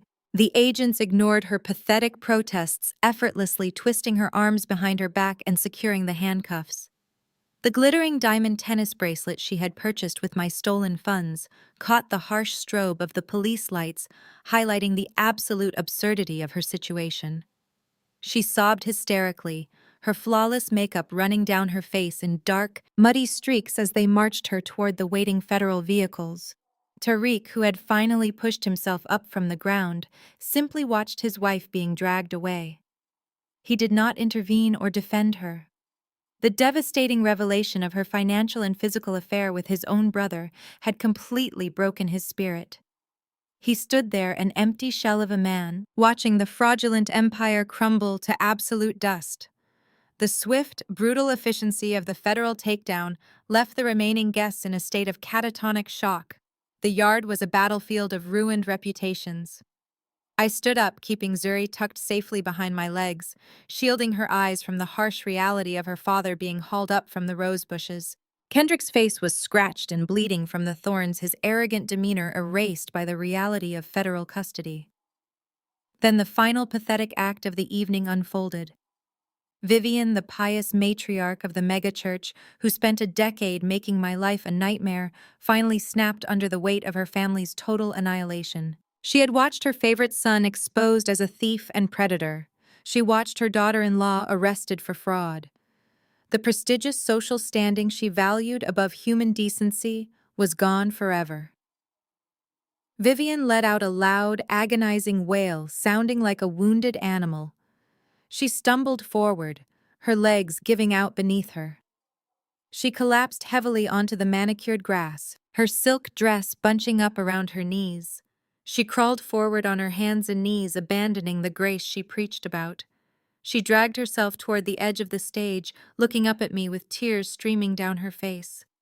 "Nia, please," Vivian sobbed, her voice cracking with desperate, humiliating panic. "Please, you have to stop this.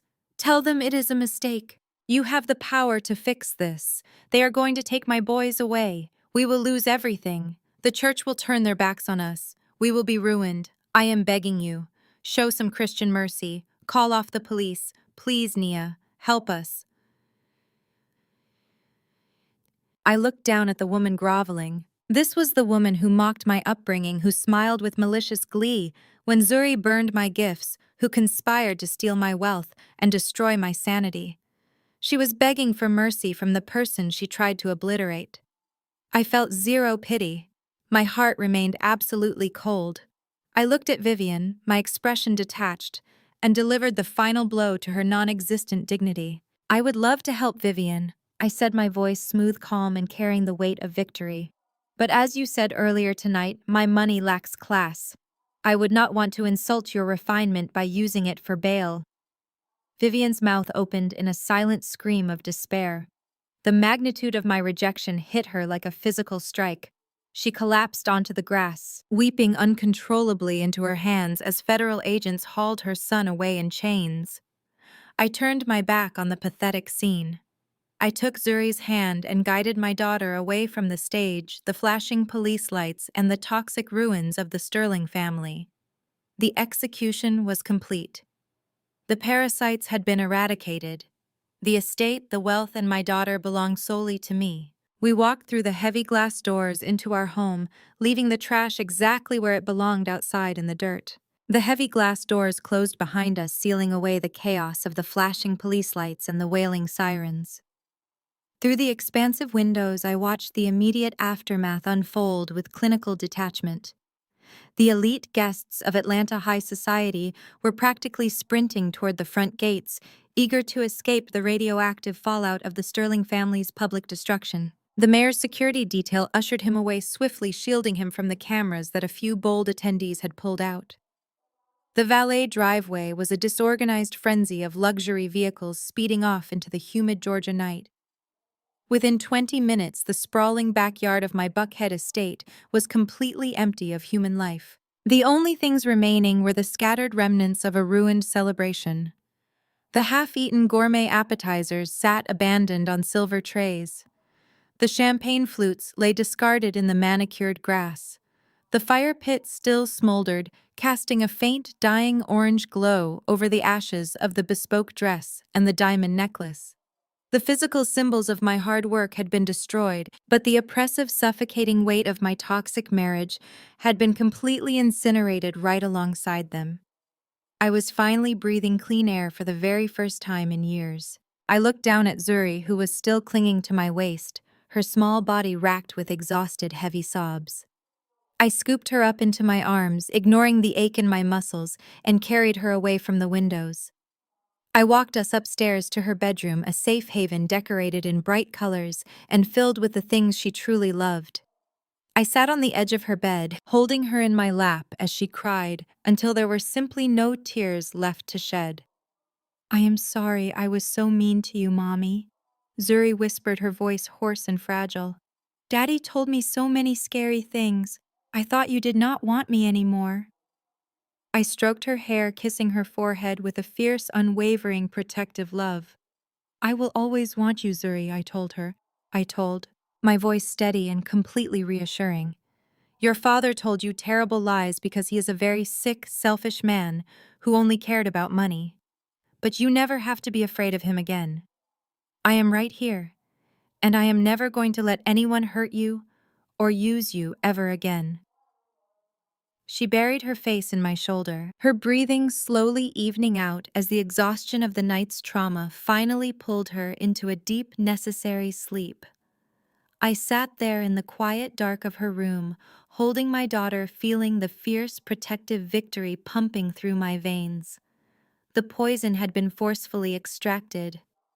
Now the long process of our beautiful emotional healing could finally begin in earnest. 6 months passed, bringing a swift and absolute conclusion to the legal and social warfare. The federal government does not play games with wire fraud and fake charities, especially when the evidence is handed to them on a silver platter. Kendrick took a plea deal to avoid a lengthy, embarrassing public trial. He is currently serving a 10-year sentence in a federal correctional facility in Florida, completely stripped of his tailored suits and his fake mogul persona. He traded his country club memberships for a concrete cell, forever paying the price for underestimating the woman who funded his entire existence. Chloe and Tariq faced a similarly devastating ruin. Tariq filed for divorce the very next morning, leaving Chloe entirely bankrupt and facing her own federal charges for operating the fraudulent slush fund. She is currently awaiting trial, living in a cramped, miserable motel room on the outskirts of the city, permanently exiled from the luxury she felt so entitled to steal. As for Beatrice, the absolute destruction of her social standing was immediate and merciless. The elite megachurch congregation she spent decades manipulating completely turned their backs on her. The wealthy politicians and socialites who witnessed her groveling on my lawn erased her number from their phones. She is a complete and utter social pariah within the elite circles of Atlanta, forced to sell her home to cover the mounting legal fees for her criminal children. She now lives in a tiny, forgotten apartment, spending her days completely alone, left with nothing but the bitter, acidic memory of the family empire she helped burn to the ground. They tried to break me to steal my wealth, and in the end, they destroyed themselves with their insatiable, reckless greed. The most important work of the past 6 months, however, has not been in the courtroom. It has been in the therapist office. Zuri and I attend intensive, specialized family therapy twice a week to actively dismantle the psychological damage and parental alienation Kendrick inflicted upon her. It is incredibly hard, extremely challenging emotional work, but my amazing daughter is exceptionally resilient. The manufactured fear is gone, replaced by the genuine, unbreakable bond we shared before the manipulation began. She smiles again, laughs freely, and knows without a shadow of a doubt that she is the most cherished, protected part of my life.